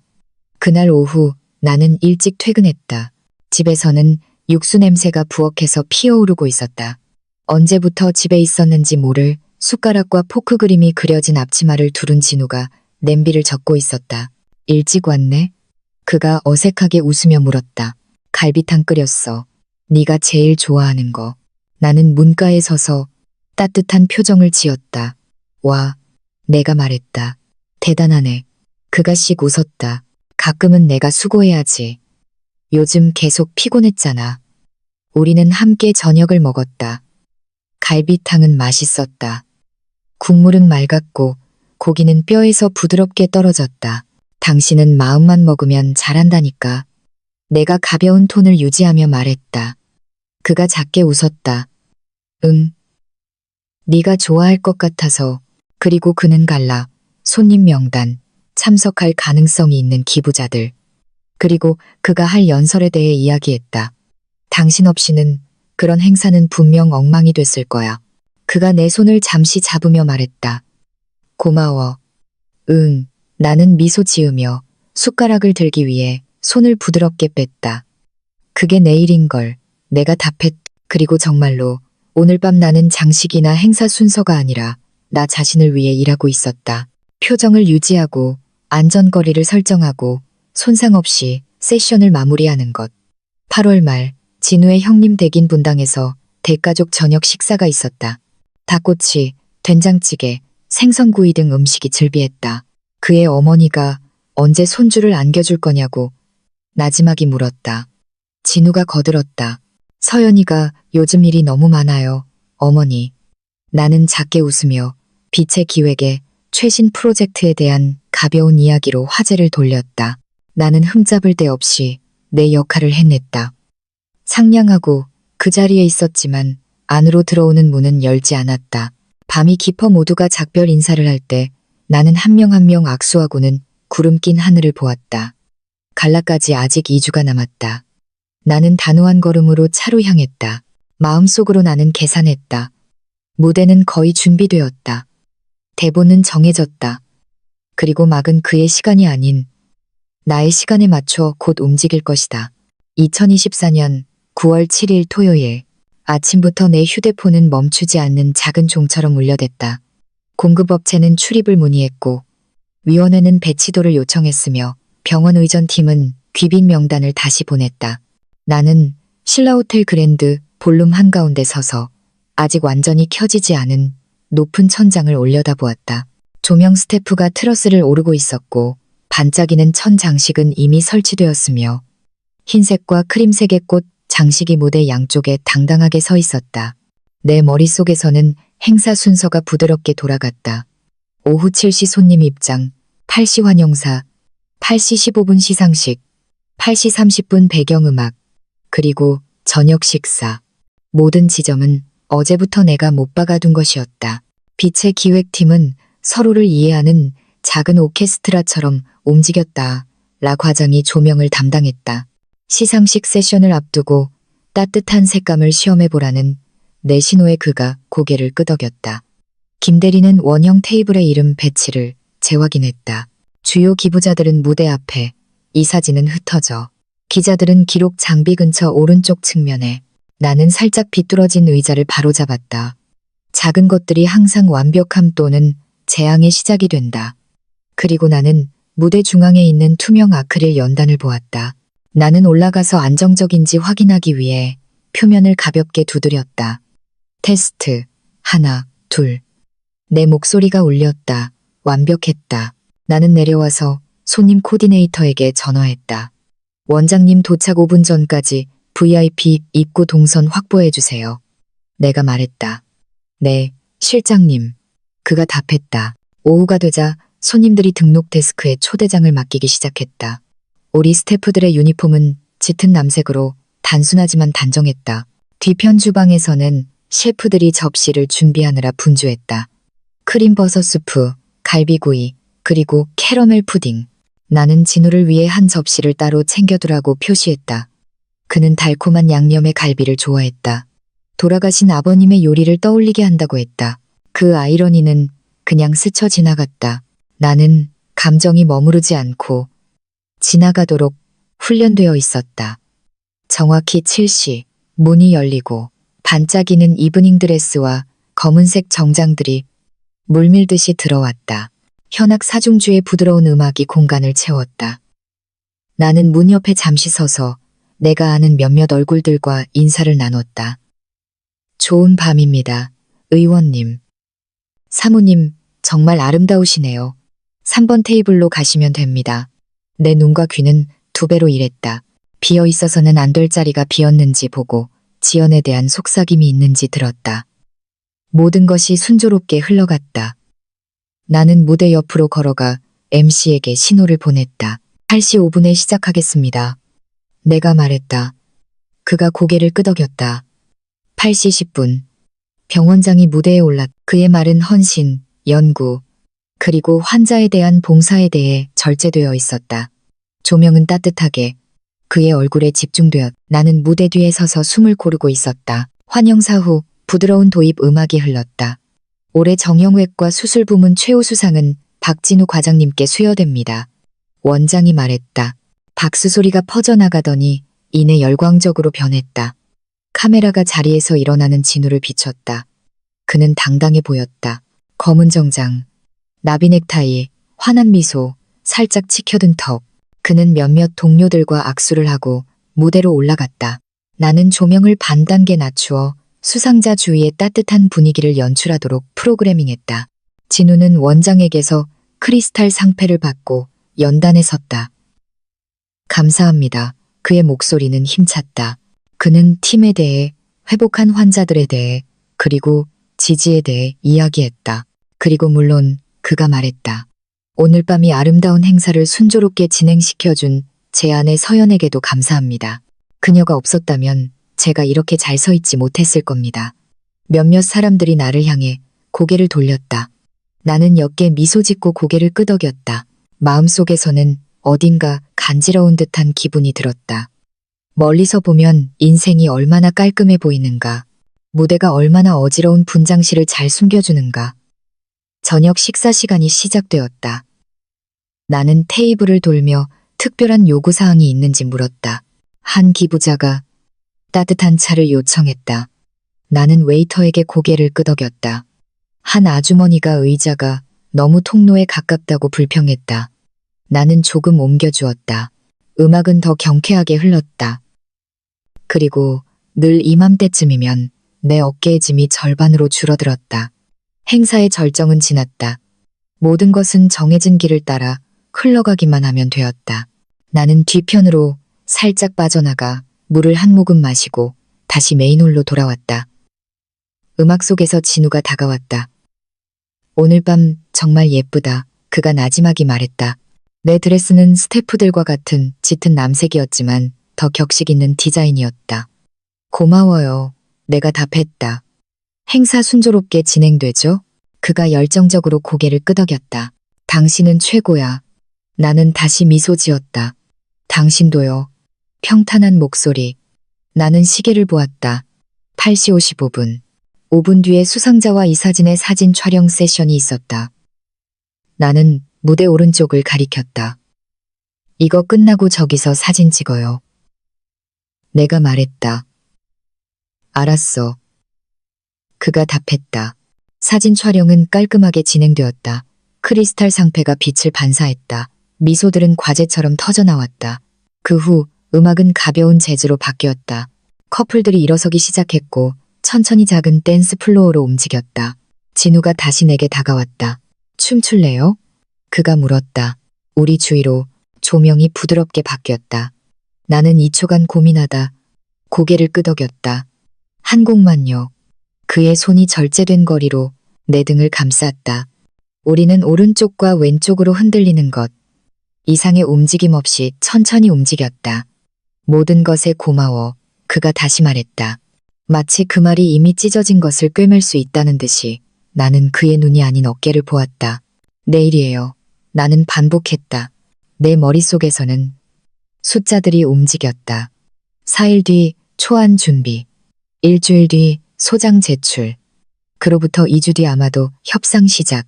나는 불꽃놀이 발사 시간을 세는 것처럼 계산했다. 초, 그리고 반짝임. 노래가 끝났다. 나는 몸을 뺐다. 디저트 구역 좀 확인해야겠어요. 내가 말했다. 그가 고개를 끄덕였다. 나는 캐러멜 푸딩이 줄지어 있는 왼쪽 구석으로 향했다. 접시 하나에 미세한 금이가 있었다. 나는 소리 없이 그것을 교체했다.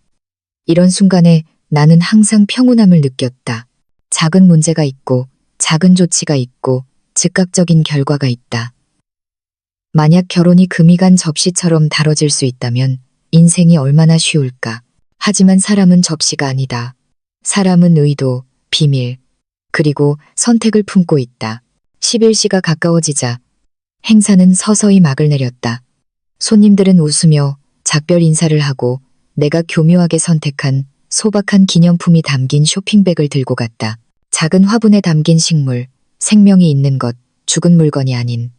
나는 사람들을 성장하는 희망과 함께 집으로 보내는 것을 항상 좋아했다. 우리 스태프들이 케이블을 정리하고 일부 조명을 끄기 시작했다. 원장이 잠시 내게 다가와 악수를 하며 축하를 전했다. 팀이 정말 훌륭하군요. 그가 말했다. 감사합니다, 원장님. 내가 답했다. 천만에요. 진우는 출구 근처에서 두 젊은 동료와 이야기하고 있었다. 그가 나를 보자 성적표를 보여주는 아이처럼 작은 상패를 들어 올렸다. 나는 엄지를 치켜 세우며 선하고 자연스러운 미소를 유지했다. 나 먼저 갈게요. 그가 다가왔을 때 내가 말했다. 내일 아침에 재고 정리해야 해요. 그는 뒤따라가겠다고 말했다. 잠깐 논의할 게 있어서. 나는 고개를 끄덕이고 손을 흔든 뒤 볼룸 밖으로 걸어나갔다. 밤 공기가 수영장과 젖은 풀냄새를 싣고 덮쳐왔다. 나는 발코니에서 잠시 멈춰 도시의 불빛을 바라봤다. 빛 아래에서 안도감이 담요처럼 다가왔다. 나는 무대를 손상 없이 닫았다. 막은 제 시간에 내렸다. 이 모든 것의 끝에서 나는 터미널 3에서 달려오던 그 모습을 보았다. 달콤한 말이 적힌 스케치북. 그리고 공공장소에서의 키스. 그 이미지는 더 이상 내 피부에 달라붙지 않았다. 이제 그것은 깔끔한 서류철에 안전한 폴더에 실행 준비가 된 전략에 붙어 있었다. 나는 달력에 짧은 메시지를 입력했다. 월요일 서류 완료. 수요일 초안 확인. 그 후 제출. 나는 계단을 내려가 텅 빈 호텔 로비를 지나 주차장으로 향했다. 시동을 걸자 휴대폰이 진동했다. 진우에게서 온 메시지였다. 자랑스러워. 나는 그 세 단어를 2번 읽을 만큼 오랫동안 화면을 응시했다. 고마워. 나는 답장했다. 더 이상의 말은 없었다. 내 앞에 길은 텅 비어 있었다.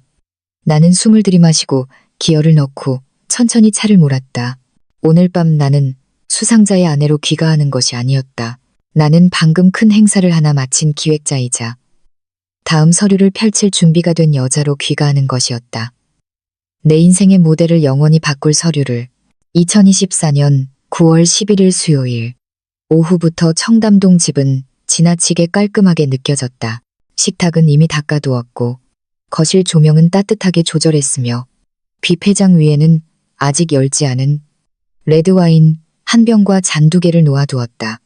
나는 마늘종 볶음과 간장 양념 닭구이를 요리했다. 진우가 항상 맛있게 먹던 소박한 메뉴였다. 모든 것이 평범한 저녁처럼 보였다. 하지만 내 가슴 속에서는 모래시계가 소리 없이 오후 6시를 향해 흘러가고 있었다.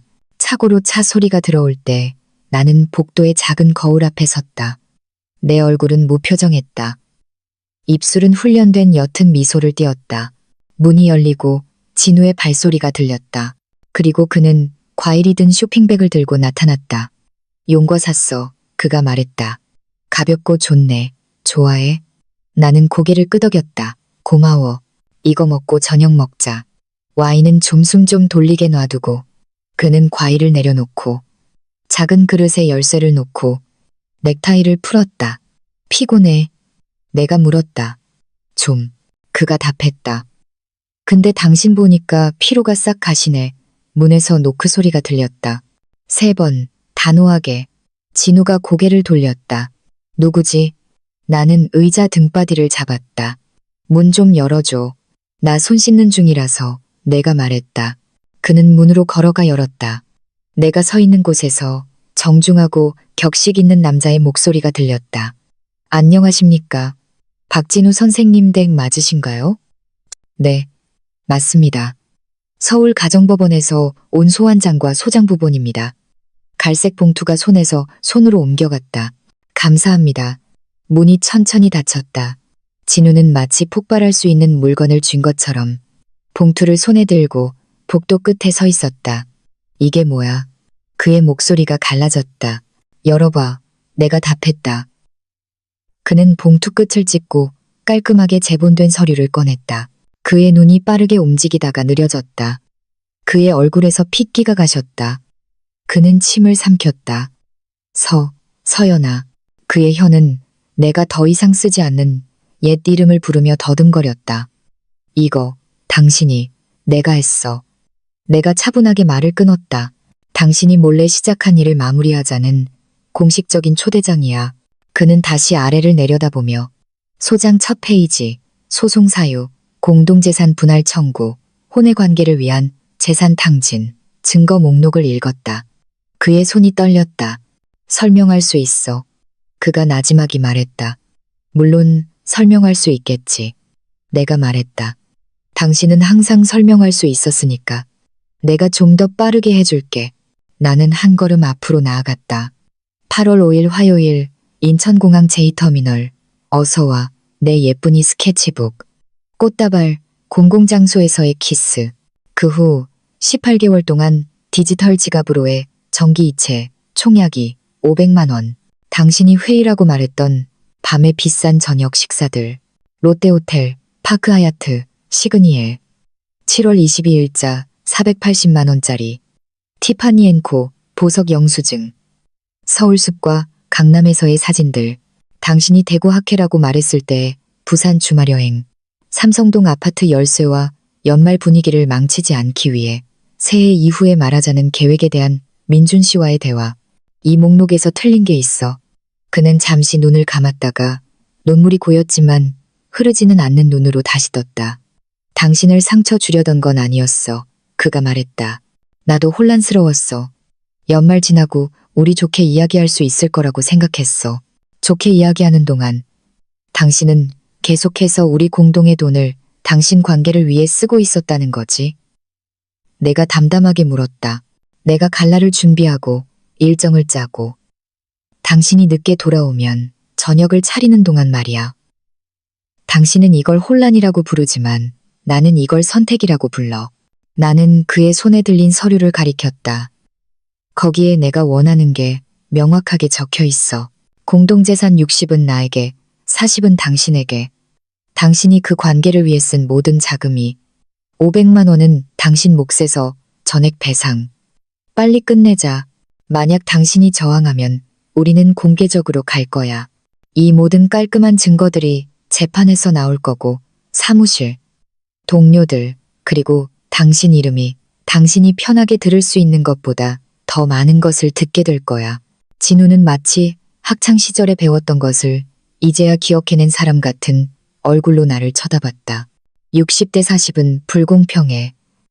그가 나지막이 말했다. 우리 불공평하다고? 나는 짧고 소리 없는 웃음을 터뜨렸다.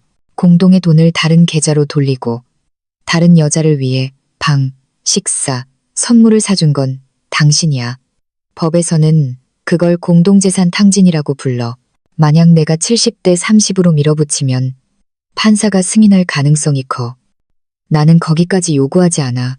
60대 40. 그리고 우리는 끝내는 거야. 방은 몇 초간 조용했다. 벽시계가 조용히 똑딱거렸다. 그는 서류를 덮고 심하게 꾸중들은 어린아이처럼 나를 쳐다봤다. 나 아직 당신 사랑해. 그가 말했다. 그냥 예전 같은 느낌이 아닐 뿐이야. 그랬다면 2년 전에 내 앞에 앉아서 그렇게 말했어야지. 내가 받아쳤다. 예비 아파트를 숨겨두고 다른 사람을 공항에서 빙빙 돌게 만드는 대신에 지금 내가 필요한 건 사랑 고백이 아니야. 내가 필요한 건 모든 선택에는 대가가 따른다는 걸 당신이 이해하는 거야. 그는 천천히 고개를 끄덕이더니 속삭였다. 이제 내가 뭘 해야 하지? 꼼꼼히 읽고 당신 변호사와 상담하고 공식적인 경로를 통해 답해. 내가 말했다. 오늘 밤 당신은 짐을 싸서 삼성동으로 가. 필요한 것만 챙겨. 내일 내가 집에 없을 때 나머지를 가져갈 준비를 해. 그는 입을 열었다가 다시 닫았다. 부모님께 먼저 인사드려도 될까? 그가 물었다. 당신 버전으로 이야기해. 나는 당신 이야기를 지시하지 않을 거야. 하지만 그분들 앞에서 나를 왜곡하지는 말아줘. 나는 언제든지 바로잡을 충분한 증거를 가지고 있으니까. 그는 다시 고개를 끄덕였다. 이제는 숨을 고르려는 사람처럼 더 빨랐다. 미안해. 그가 마침내 말했다. 미안해. 서연아. 알았어. 내가 말했다. 가방 챙겨. 그는 위층으로 올라갔다. 나는 거실에 남아 잔 하나에 레드 와인을 따랐다. 이제 내 손은 떨리지 않았다. 2층에서 옷장 문이 열리는 소리, 캐리어 바퀴가 구르는 소리가 들렸고 작은 도시가 아래층으로 내려왔다. 15분이 5년처럼 느껴졌다. 그가 마지막 계단을 밟았을 때 그의 얼굴은 오늘 오후보다 더 늙어 보였다. 그는 문 근처에 캐리어를 놓고 주변을 둘러보았다. 크림색 소파, 책장, 이제는 그저 물건이 되어버린 우리 결혼사진 액자. 변호사를 통해 연락할게. 그가 말했다. 좋아. 그는 잠시 망설였다.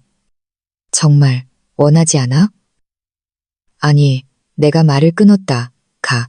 이 과정에서 예의를 지켜줘. 그게 우리가 더 이상 상처 없이 이 책을 덮을 수 있는 유일한 방법이야. 그가 고개를 끄덕였다. 문이 열렸다. 젖은 풀냄새를 실은 밤 공기가 들어왔다. 문이 다시 닫혔다. 갓 세탁한 담요처럼 정적이 내려앉았다. 나는 잠시 제자리에 서서 가슴 속에 작은 떨림이 서서히 사라지는 것을 들었다. 그때 휴대폰이 울렸다. 홍지원 변호사에게서 온 메시지였다. 서류 전달, 오후 6시 22분 확인. 팀은 상대방의 응답을 기다릴 준비 완료. 기분은 어때? 나는 타자를 쳤다. 평온해요. 그는 떠났어요. 답장이 왔다. 좋습니다. 다음 장을 시작하죠. 나는 마시지 않은 와인잔을 바라보며 앉았다. 부엌은 아직 따뜻했다. 닭구이 냄새가 은은하게 퍼졌다. 나는 접시를 가져와 한 조각을 옮겨 담고 식탁에 앉았다. 몇 주 만에 처음으로 음식 맛이 다시 느껴졌다. 짜고, 달고, 고소하고, 따뜻했다. 밖에서는 차량 지나가는 소리가 결코 완전히 멈추지 않는 강물처럼 들렸다. 안에서 나는 한 가지 단순한 것을 알았다. 오늘 밤 나는 단지 문을 닫은 것이 아니었다. 나는 오래된 무대를 닫고 불필요한 조명을 끄고 처음부터 끝까지 내가 직접 꾸밀 새로운 무대로 향하는 열쇠를 돌렸다. 2024년 9월 13일 금요일 오전 9시 홍지원 변호사에게서 메시지가 왔다. 남편 측 변호인 이범석 변호사가 연락해 왔습니다. 다음 주에 만날 준비가 되었다고 합니다. 9월 20일 금요일 오전 10시 중립적인 장소에서 나는 짧게 답했다. 동의합니다. 서류를 보낸 후의 날들은 길고 조용하고 밝으며 인내를 요구하는 하얀 복도처럼 느껴졌다. 나는 빛의 기획 사무실에서 평소처럼 일하며 갈라에 남은 보고서를 마무리하고 공급업체 청구서를 확인하고 모든 고객 대금이 회사 명의의 새 계좌로 들어오는지 확인했다. 가끔 누군가에게 전화해서 이야기하고 싶은 충동이 일었다. 그럴 때마다 나는 박은경 변호사의 말을 기억했다. 누설하지 마세요. 나는 물속에서 숨을 참는 것처럼 자신을 억눌렀다. 가능했다. 다음 금요일 나는 강남의 한 공유 오피스 회의실에 일찍 도착했다. 그 방은 조용했고 벽은 하얗고 긴 나무 테이블과 중앙에 물주전자가 놓여 있었다. 홍 변호사가 내 옆에 앉았다. 2개의 서류철을 들고 단정한 모습이었다. 진우가 안경 쓴 남자와 함께 들어왔다. 이범석 변호사였다. 진우의 얼굴은 피곤했다. 눈 밑에는 다크서클이 있었고 넥타이는 살짝 비뚤어져 있었다. 우리는 미소 없이 서로 고개를 끄덕였다. 이범석 변호사가 격식 있는 톤으로 대화를 시작했다. 저희의 목표는 같습니다. 소란 없이 해결하는 것입니다. 홍 변호사는 즉시 지도를 펼쳤다. 제 의뢰인의 요청 개요는 서류에 있습니다. 공동재산 분할은 이서연 씨 60%, 박진우 씨 40%, 혼의 관계에 사용된 자금 이야기, 500만 원은 박진우 씨 몫에서 전액 배상. 이서연 씨는 이혼 후 위자료를 요구하지 않습니다. 각자 변호사 비용은 각자 부담합니다. 이범석 변호사는 메모를 보았다. 저희 의뢰인은 빠른 해결을 원하지만 그 숫자는 저희에게 무겁게 느껴집니다. 저희의 제안은 이서연 씨 55%, 박진우 씨 45%로 분할하는 것입니다. 자금 배상이 500만 원은 2년간 월별 분할 상환하는 방식으로 하겠습니다. 나는 홍 변호사를 돌아보았다.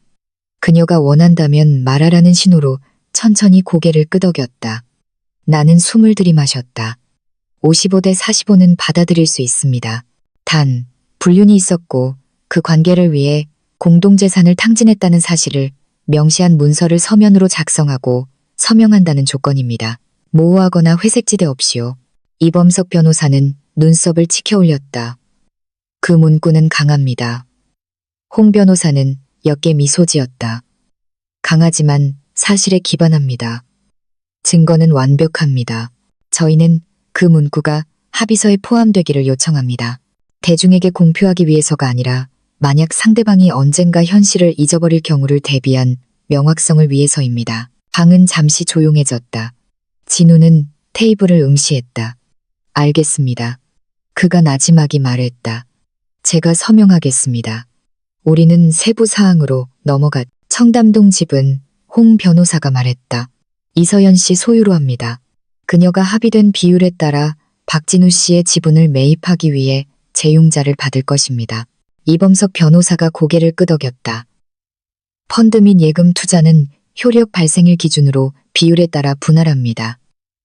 계속하시죠. 홍 변호사가 말했다. 예금은 기록된 공동부채를 제외한 후 비례적으로 분할합니다. 동의합니다. 차량은 내가 말했다.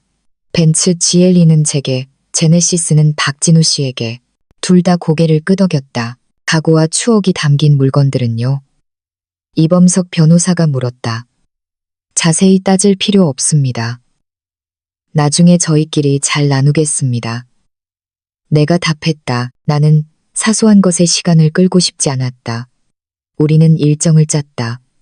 합의서 초안은 월요일에 홍 변호사가 작성, 이범석 변호사에게 발송. 수정사항이 있으면 3일 내에 완료. 서명은 2024년 10월 7일 월요일 홍지원 변호사 사무실에서 하기로 예정. 그 후 합의를 확정받기 위한 신청서의 근거로 서울가정법원에 서류를 제출. 순조롭게 진행되면 10월 말 전에 판결이 선고될 것이다. 모든 것이 업무 일정처럼 들렸다. 아마도 그것이 내가 폭풍을 할 일 목록으로 바꾸며 버티는 방식이었기 때문일 것이다. 회의는 1시간 40분 만에 끝났다. 고성도 책상을 내리치는 일도 없었다. 그저 입에서 종이로 옮겨가는 짧은 문장들 뿐이었다. 일어설 때 진우가 잠시 나를 쳐다봤다. 고마워. 그가 나지막이 말했다. 무엇에 대한 것인지 알 수 없었지만 나는 말없이 고개를 끄덕였다. 그날 밤 나는 혼자 집으로 돌아와 단골 노점에서 파는 닭칼국수를 포장해왔다. 식탁에서 나는 천천히 먹었다. 맛있었다. 짜고 고소하고 단순했다. 나는 배경 소리를 위해 텔레비전을 켰을 뿐 보지는 않았다. 내 휴대폰은 드라마에서 벗어나 조용했다. 홍 변호사에게서 우리가 합의한 요점 초안이 담긴 메시지만 들어왔다. 나는 다시 읽고 2가지 메모를 추가했다. 박진우의 개인 물품 정리 일정과 서로의 전문적인 업무와 일을 방해하지 않겠다는 약속. 나는 다시 보냈다. 동의함. 그녀가 답했다. 다음 몇 주는 새로운 리듬으로 흘러갔다. 아침에는 사무실 일을 처리하고 점심에는 수정 사항을 확인하고 오후에는 조금씩 옷장을 비웠다. 진우의 옷들을 상자에 넣었다. 그의 책들과 내가 소유하지 않은 트로피들과 함께 모아두었다. 우리 결혼사진 액자를 정리할 때 나는 피하지 않았다. 같은 상자에 넣었다. 그 물건들은 그저 물건일 뿐이었다. 울어야 할 대상이 아니라 옮겨져야 할 대상이었다. 2024년 10월 7일 월요일. 우리는 서명했다. 홍 변호사 사무실의 회의실은 에어컨 때문에 차갑고 확실성 때문에 따뜻하게 느껴졌다. 합의서는 깔끔하게 정리되어 있었다. 당사자들, 간략한 이력, 자산 목록, 분할, 배상, 내가 요구했던 인정 문구, 그리고 각 당사자는 공공장소에서 서로의 존엄을 지킬 것을 약속한다는 조항. 내가 서명하고 진우가 서명하고 증인들이 서명했다. 그 후 우리는 잠시 앉아 있었다. 축하의 말은 없었다. 그저 고개를 끄덕이는 머리들 뿐이었다. 서류는 홍 변호사의 직원이 법원으로 가져갔다. 2024년 10월 24일 목요일 재판부가 판결을 선고했다. 작은 법정, 밝은 조명, 얇은 공기, 종이 냄새. 나는 나무 벤치에 앉아 무릎 위에 손을 얹었다.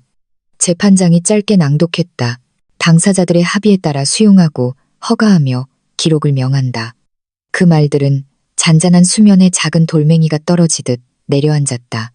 유효함, 법적 효력 발생, 환호도 박수도 없었다. 그저 가벼운 망치, 소리뿐이었다. 그리고 사람들이 자리를 떴다. 나는 몇 미터 떨어진 진우가 앉았던 빈자리를 보며 일어섰다. 우리는 문에서 서로 말을 걸지 않았다. 우리는 아주 잠시 서로를 쳐다봤다. 나는 고개를 끄덕였다. 그는 고개를 숙였다.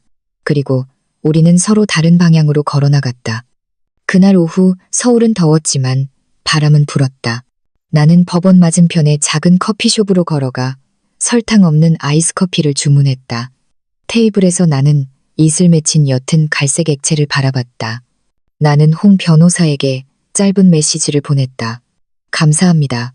그녀의 답장은 빨랐다. 끝났습니다. 준비되면 공식 사본을 받아오겠습니다. 푹 쉬세요. 나는 두 손으로 잔을 잡고 차가움이 피부에 닿는 것을 느꼈다. 가벼운 느낌이었다. 환희도 슬픔도 아닌 채워질 준비가 된 깨끗한 빈 공간. 그날 오후 집에서 나는 작은 금고를 열고 내가 가져온 임시 판결문 사본을 넣었다. 테이블 위에는 첫 번째 배상금, 이체 증거가 있었다. 이범석 변호사가 합의된 일정에 맞춰 제때 증거를 보내왔다. 나는 사진을 찍어 폴더에 저장했다. 2024년 10월 완료. 그리고 나는 거실을 바라봤다. 늘 있던 그 크림색 소파. 이제 틈이 생긴 책장. 오늘 정적은 다르게 느껴졌다. 더 이상 부재의 표시가 아니라 시작의 표시였다. 휴대폰이 진동했다. 모르는 번호였다. 자랑스럽겠네. 네가 모든 걸 망쳤어. 나는 그 메시지를 쳐다보다가 그대로 두고 삭제를 눌렀다. 보낸 사람이 누구인지 알 필요가 없었다. 방금 깔끔하게 닫은 문을 열어서 얻을 이득은 없었다. 밤이 천천히 내렸다. 나는 밥을 짓고 계란 프라이를 하고 간장을 뿌렸다. 내 저녁 식사는 단순함으로 다채로웠다. 밖에서는 이전에는 느껴보지 못했던 곤충 소리가 음을 뜯고 있었다. 나는 천천히 씹었고 오랜만에 처음으로 정말로 배부르다고 느꼈다. 판결이 선고된 지 며칠 후 나는 예전에 진우의 서재였던 방문가에 섰다. 벽에는 아직 연수 수료증, 수술 사진, 그리고 플라스틱으로 된 척추 모형이 걸려 있었다. 나는 그것들을 하나씩 내리고 신문지로 싸서 그의 이름이 표시된 상자에 정리했다. 그 선반이 비었을 때 공간은 더 넓게 느껴졌다. 크기가 변해서가 아니라 내 숨결이 더 이상 내 것이 아닌 물건에 부딪히지 않았기 때문이다. 나는 빛의 기획 프로젝트의 인테리어를 담당하던 기술자를 불렀다. 우리는 벽을 연한 크림색으로 칠하고 스케치와 재료 샘플을 붙일 큰 코르크보드를 설치하고 조명을 더 따뜻한 것으로 교체했다. 나무 바닥은 부드럽게 샌딩하고 다시 니스칠을 했다. 그 냄새는 마치 이곳이 무언가를 시작할 준비가 되었다는 신호처럼 집안을 가득 채웠다. 나는 긴 작업 책상을 창문과 나란히 놓았다. 그 위에는 고객 파일, 컬러 팔레트, 원단 카탈로그, 그리고 리본, 명함, 그리고 항상 하루를 구해주는 사소한 물건들이 담긴 작은 상자들을 정리했다. 나는 방을 신선하게 유지하기 위해 구석에 산세비에리아 화분을 놓았다. 나는 오래된 사무실 컴퓨터를 창고에 두고 새로운 비밀번호로 보호되는 노트북으로 교체했다. 문에는 작은 명패를 붙였다. 빛의 기획, 기획실. 그 이름이 내 가슴 속에서 부드럽게 울렸다. 단순한 사업이 아니라 내 아이디어가 자라는 집이었다. 11월은 익숙한 리듬을 가져왔다. 아침에는 짧은 회의, 점심에는 현장 방문, 오후에는 공급업체 큐레이팅. 나는 병원 갈라의 회계를 마감하고 모든 관계자에게 공식 감사 인사를 보내고 공급업체 대금이 제때 입금되는지 확인했다. 몇몇 오랜 고객들이 다시 연락해와 연말 행사와 내년 초 결혼식 견적을 요청했다. 나는 업무 흐름을 정리했다. 행정 업무는 위로 올리고 창의력에는 공간을 주었다. 기획실에서 업무 흐름은 더 평온하게 느껴졌다. 아마도 이제 모든 결정이나 자신 외에는 누구와도 협상할 필요가 없었기 때문일 것이다. 어느 날 오후 휴대폰이 울렸다. 이서연 대표님, 서울 라이프스타일 매거진의 모니카탄입니다. 저희가 서울의 이벤트 산업을 이끄는 여성들에 대한 특집을 준비하고 있습니다. 몇몇 취재원께서 대표님을 추천해 주셨습니다. 인터뷰에 응해 주실 수 있으신가요? 나는 잠시 침묵했다. 그 잡지 이름은 내가 일하던 호텔 로비 테이블에서 자주 보던 것이었다. 네, 가능합니다. 내가 답했다. 언제쯤이요? 다음 주에요. 가능하시다면 대표님 작업 공간도 촬영하고 싶습니다. 나는 막 정리된 방을 돌아보았다. 그러시죠. 인터뷰 날, 모니카는 사진작가와 함께 왔다. 그녀는 빛의 기획의 여정, 가장 힘들었던 행사, 그리고 변덕스러운 고객을 대하는 방법에 대해 물었다. 그녀는 내 사적인 주제를 조심스럽게 건드렸다. 최근 대표님 삶의 변화에 대해 조금 언급해도 될까요? 그녀가 물었다. 적당히요. 내가 답했다. 저는 경계를 재설정하는 법을 배웠습니다. 제 일은 단호함과 진정성 사이에 균형을 요구합니다. 저는 그것을 제 삶에도 적용하고 있습니다. 그녀는 고개를 끄덕이며 메모했다. 사진작가는 나에게 코르크보드 앞에 서서 컬러 팔레트를 들고 그리고 책상 위가 정돈된 채로 의자에 앉아달라고 요청했다. 세션이 끝났을 때 모니카는 내 손을 잡았다. 감사합니다, 대표님. 기사는 다음 달에 나갈 겁니다. 나는 그녀를 현관까지 배웅했다. 바람이 말라버린 꽃 냄새를 실어왔다. 12월. 그 기사는 이서연, 한 번에 하나의 이벤트로 왕국을 건설하다라는 제목으로 실렸다. 메인 사진은 내가 꾸며낸 미소가 아닌 미소를 띤 채 기획실에 서 있는 모습이었다. 기사 내용은 내가 세부 사항을 조율하고 공급업체를 관리하고 위기 속에서 평온을 유지하는 방식에 초점을 맞췄다. 사적인 스캔들은 없었다. 나는 안도했다. 기사가 나간 지 이틀 후 세 통의 이메일이 유력 고객들로부터 왔다.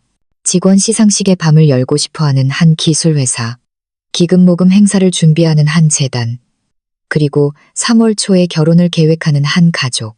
나는 회의를 잡고 제안서를 작성하고 오랜만에 처음으로 잠들기 전 설레는 두근거림을 즐겼다. 일이 늘어나자 추가 인력이 필요해졌다. 나는 김 대리와 라 과장에게 연락해 계약 연장을 제안하고 새로운 기획자 2명을 위한 채용 공고를 냈다.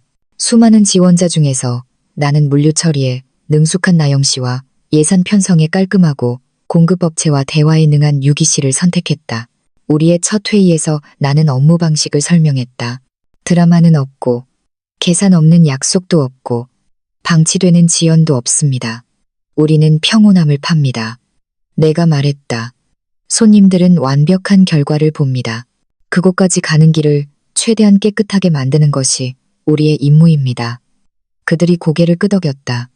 그들의 눈이 반짝였다. 나는 다시 내 자신의 몸을 차지한 것 같았다. 온전하게 1월은 빠르게 흘러갔다. 건물들은 일상을 되찾았고 우리 전화는 점점 더 바빠졌다. 내 프로젝트 중 하나는 소아암 환아 쉼터를 위한 기금 모금의 밤이었다. 나는 첫 회의부터 그 일에 반했다. 위원회는 진심으로 일했다. 우리는 녹색과 흰색에 함께 성장하기라는 테마를 선택했고 테이블 위에는 작은 화분들을 기부자들이 기도를 쓸 수 있는 축하 카드를 놓았다. 그 콘셉트를 짤 때마다 내 안의 씨앗도 단순히 버티는 것이 아니라 성장하고 있는 것 같았다. 2025년 4월 행사의 밤이 삼성동의 한 호텔에서 열렸다. 볼륨은 가득 찼고 음악은 부드럽게 흘렀으며 무대에는 자원봉사자들이 만든 뜨개질 인형들이 놓여 있었다. 내가 세션 전환을 조정하느라 바쁠 때 위원회에서 몇몇 대형 병원 의사들이 기부금을 전달하기 위해 참석할 것이라고 알려왔다. 명단이 낭독될 때 내 눈은 익숙한 두 사람을 포착했다. 진우와 유라였다. 그들은 일행과 함께 들어와 앞 테이블로 향하는 통로를 걸었다. 진우는 회색 정장을 입고 있었다. 그의 얼굴은 더 야위어 보였다. 유라는 흰색 블라우스와 검은색 스커트를 입고 있었다. 화장은 옅었다. 예전에 항상 눈에 띄던 가방은 소박한 가방으로 바뀌어 있었다. 그녀는 피곤해 보이거나 아니면 그냥 잠이 부족한 것 같았다. 어느 쪽이든 나는 추측하지 않았다. 나는 무대 옆에 서서 행사 흐름을 살피며 얼굴 표정을 평범하게 유지했다. 잠시 쉬는 시간에 진우가 나를 보았다. 순간 그의 얼굴이 굳어졌다. 그는 가슴 높이까지 손을 들어 올렸다. 멀리서 보내는 작은 인사 같은 신호. 나는 정중하게 고개를 끄덕였다. 예의를 지키기엔 충분했다. 그 이상은 아니었다. 유라는 그의 시선을 따라 잠시 나를 쳐다보더니 눈을 돌렸다. 나는 일정표로 돌아가 기부금 전달 순서를 확인했다. 그들이 무대로 불려나갔을 때 나는 조명에 신호를 보냈다. 충분히 밝게, 과하지 않게. 박수 소리가 고르게 퍼졌다. 그들은 내려와 다시 앉았고 행사는 계속되었다. 폐회 후 손님들이 자리를 떴다. 출구 근처에서 한 사업가가 내게 다가왔다. 이서연 대표님, 지난달에 대표님 프로필을 읽었습니다. 이 행사는 정말 아름답군요. 그가 말했다. 다음 주에 뵐 수 있을까요? 결혼 25주년을 축하하고 싶어서요. 나는 기쁘게 미소 지었다. 그럼요, 선생님. 저희 팀에서 내일 연락드릴 겁니다. 우리는 명함을 교환했다. 그가 떠났을 때 나는 천천히 숨을 내쉬었다. 진우를 만나 안도해서가 아니라 오늘의 나와 1년 전에 나 사이에 얼마나 먼 거리가 있는지 깨달았기 때문이었다. 귀갓길에 도시의 불빛들이 천천히 움직이는 진주 목걸이처럼 스쳐 지나갔다. 나는 작은 휴게소에 잠시 차를 세우고 생수를 산 뒤 차에 앉아 몇 분간 멍하니 있었다. 분노의 떨림도 그리움의 떨림도 없었다. 그저 가득 찬 느낌뿐이었다. 다른 사람으로 채워진 것이 아니라 나 자신으로 채워진. 집에서 나는 기획실 문을 열었다. 코르크보드에는 스케치가 가득했고 화분은 여전히 푸르렀으며 작업 책상은 램프 불빛을 반사했다. 나는 성장하는 것에 감사하기라는 포스트잇을 붙였다. 그리고 나는 불을 끄고 문을 닫고 가벼운 걸음으로 침실로 향했다. 2025년 8월 내가 터미널 3의 가족들 뒤에 서서 마치 세상이 자기들 것인 양 서로를 껴안는 두 사람을 목격한 지 정확히 1년이 지났다. 그 스케치북, 그 꽃다발, 그리고 내 인생을 그 전과 후로 갈라놓은 그 긴 키스로부터 1년이 지났다. 이제 나는 매일 아침 눈을 뜰 때 새로운 거짓말이 있을까봐 휴대폰을 확인하려는 충동이 더 이상 없다. 내가 찾은 소박한 일상이 있다. 테라스에 식물에 물을 주고 커피를 내리고 빛에 기획실의 창문을 열고 붐비기 전에 천천히 움직이는 도시를 바라보는 것. 정적은 더 이상적이 아니다. 정적은 내가 채울 준비가 된 공간이다. 이 집은 이제 정말로 내 것이다. 새 창틀, 새 커튼, 그리고 닫을 때마다 소리치지 않도록 부드럽게 닫히는 서랍을 단 부엌 찬장. 기획실의 코르크보드는 점점 더 빽빽해졌다. 다음 기금 모금을 위한 녹색 스케치, 10월 초의 소규모 결혼식을 위한 크림색 원단, 그리고 내가 포스트잇에 적어둔 작은 아이디어들. 내 팀은 성장했다. 우리의 리듬은 깔끔했고 고객에게 콘셉트를 설명할 때 내 목소리는 다시 힘을 찾았다. 나는 더 이상 내 영혼이 내가 쫓아갈 수 없는 어딘가에 뒤처진 느낌 없이 호텔 복도를 걷는다. 나는 어떤 것도 증명하려는 야망 없이 천천히 다시 데이트를 시작했다. 한 번은 건축가와 함께 설렁탕 집에 앉아 도시의 오래된 건물에 대해 이야기했다. 또 한 번은 말보다 웃음이 더 많은 사진작가와 함께 식물원에서 아침 산책을 했다. 나는 약속을 잘하는 입을 찾지 않는다. 나는 나란한 걸음을 찾는다. 맞지 않으면 우리는 고맙다고 말하고 가볍게 집으로 돌아온다. 그것은 공간을 다시 배열하는 법을 배우는 것 같았다. 테이블은 중앙에, 의자는 왼쪽에, 창문은 공기가 방해 없이 흐를 정도로 반만 열어두는 것. 오늘 밤 나는 내가 전문 분야 중 하나가 될 것이라고는 상상도 못했던 파티를 기획하고 있다. 내 의뢰인의 이혼 파티.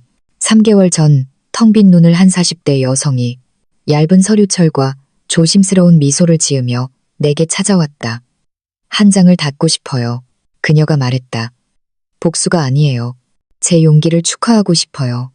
나는 많은 말 없이도 이해하며 고개를 끄덕였다. 우리는 다시 시작이라는 테마를 선택했다.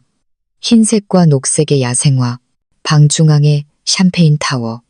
사람들이 음정이 틀릴까 두려워하지 않고 따라 부를 수 있는 노래를 연주하는 밴드. 각 테이블에는 작은 카드가 놓여 있었다. 자신을 선택한 이유로 감사하게 된 것을 적어보세요. 강남의 한 호텔 볼룸은 막동이 튼 아침처럼 변신했다. 따뜻한 노란 조명들이 낮게 매달려 있었다. 테이블 위의 나무십 장식은 조용한 작은 강줄기 같았다. 내 팀은 층층이 쌓인 크리스탈 잔들을 정리했다. 첫 번째 병이 따라지자 샴페인 거품이 부드럽게 피어올랐다. 손님들이 도착했다. 예전에 내 의뢰인의 눈물을 보았던 친구들이 이제는 웃음과 함께 왔다. 그들은 그녀를 껴안고 축하를 전하고 그녀의 가슴에 손을 얹었다. 밴드가 추억이 많은 노래를 연주할 때 나는 테이블 간의 거리를 살피고 웨이터의 동선이 막히지 않도록 하고 음악이 대화를 삼키지 않도록 확인했다. 작은 디테일, 큰 결과, 언제나 나를 숨쉴 수 있게 해준 원칙. 행사 중간에 내 의뢰인이 내 팔을 잡아당겼다. 잠깐 이야기 좀 할 수 있을까요? 우리는 방 안쪽으로 옮겼다. 내가 막처럼 만든 식물벽 뒤에서 그녀는 오랫동안 나를 쳐다봤다. 그녀의 눈에는 물기가 어렸지만 입술은 미소 짓고 있었다. 어떤 기분인지 아는 것 같아요. 그녀가 나지막이 말했다. 나는 고개를 끄덕였다. 알아요. 그녀는 무겁게 느껴지는 무언가를 삼켰다. 다시 시작할 때 가장 마음에 새겼던 조언이 있나요? 나는 1년 전에 나 자신을 기억했다. 사무실에서의 긴 밤, 내가 정리했던 서류철, 그리고 억지로 키워냈던 평온함. 나는 과장되지 않도록 천천히 단어들을 엮었다. 3가지요. 내가 답했다. 첫째, 당신이 마땅히 받아야 할 것을 요구하기 위해 허락을 기다리지 마세요. 만약 당신이 자신을 위해 서지 않는다면 아무도 서주지 않을 거예요. 그녀는 고개를 끄덕였다. 그녀의 눈이 날카로워졌다. 둘째, 다른 사람을 편안하게 해주기 위해 자신을 작게 만들지 마세요. 친절함이 작아지는 것을 의미하지는 않아요. 친절함은 경계를 명확히 하는 것을 의미할 수 있어요. 그녀의 숨이 길게 나왔다. 셋째, 당신 자신의 힘을 과소평가하지 마세요. 당신이 걷기로 결정했을 때 얼마나 멀리 걸어갈 수 있는지 보고 놀라게 될 거예요. 그녀는 잠시 눈을 감았다가 빠르고 따뜻하게 나를 껴안았다. 고마워요. 그녀가 속삭였다. 방금 새로운 길에 첫 번째 돌을 놓아주셨어요. 행사는 다시 흘러갔다. 샴페인 타워는 수백 장의 사진 배경이 되었다. 밴드는 방금 자신을 용서한 사람의 귀에는 새롭게 들리는 오래된 노래를 연주했다. 마무리 세션을 위해 조명이 약간 어두워졌을 때 내 의뢰인은 마이크 앞으로 나아갔다. 그녀는 설교하지 않았다. 그녀는 단지 두려움, 의심, 그리고 매일 내디뎠던 작은 걸음에 대해 3분 동안 이야기했다. 저는 제 인생이 끝났다고 생각했어요. 그녀가 말했다. 알고 보니 이제 막 시작이었어요. 손님들은 그녀의 드라마 때문이 아니라 자신의 이름으로 당당히 서 있는 한 사람을 보았기 때문에 박수를 쳤다. 밤은 포옹과 감사함이 가득 적힌 작은 카드들과 서두르지 않고 테이블에 다시 놓인 잔들과 함께 끝났다. 나는 방 뒤편에 서서 막이 내린 후 무대를 바라보는 감독처럼 모든 것을 바라봤다. 더 이상 고칠 필요가 없었다.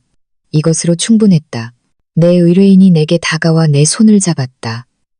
당신 덕분에 미래가 있다는 걸 느끼게 됐어요. 그녀가 말했다. 어제까지만 해도 텅 빈 것 같았는데 나는 미소 지었다. 미래는 항상 있어요. 가끔은 우리가 아직 사용하지 못한 용기 뒤에 숨어 있을 뿐이죠. 귀갓길에 자동차 라디오에서 오래된 노래가 흘러나왔다. 길은 텅 비었고 신호등은 빨간불이었다. 나는 유리에 비친 내 얼굴의 그림자를 보았다. 다른 사람을 이겼기 때문에 승리한 사람이 아니라 자신을 선택했기 때문에 승리한 사람. 나는 진우를 떠올렸다. 그의 분노도 그의 설명도 아닌 그저 그가 한때 내 옆에 섰다가 다른 길을 선택했다는 사실뿐이었다.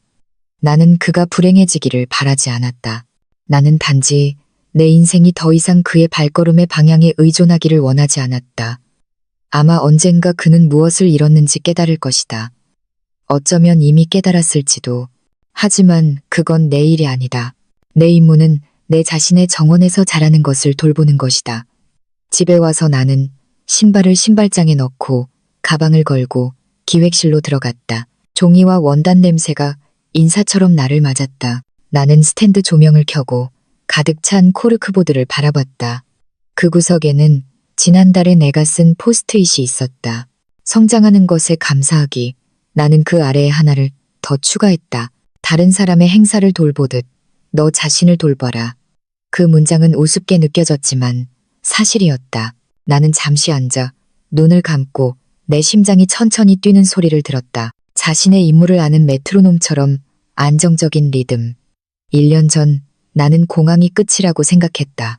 알고 보니 그곳은 문이었다. 나는 배신에 감사하지 않는다. 그것을 축복이라고 부르기엔 너무 값싸다. 하지만 나는 그곳에서 걸어나온 여자에게 감사한다. 기록하고 정리하고 차분하게 자신의 권리를 요구했던 여자. 상실이 공간을 여는 것과 같다는 것을 받아들일 수 있는 여자. 이제는 호텔 복도를 걸으며 꽃과 조명을 배치하면서 같은 기준으로 자신의 삶을 배치하는 여자. 깔끔하고 단호하고 세심하게. 나는 불을 끄고 문을 닫고 침실로 향했다. 밤이 서울을 부드럽게 덮었다. 침대에서 나는 이불을 가슴까지 끌어당기고 더 이상 무섭지 않은 어둠을 바라봤다. 나는 내 이야기의 작가다. 나는 오직 나 자신을 위해 나지막이 말했다. 그리고 처음으로 그 문장은 선언이 아니라 오랫동안 이름 붙여지기를 기다려온 현실처럼 느껴졌다.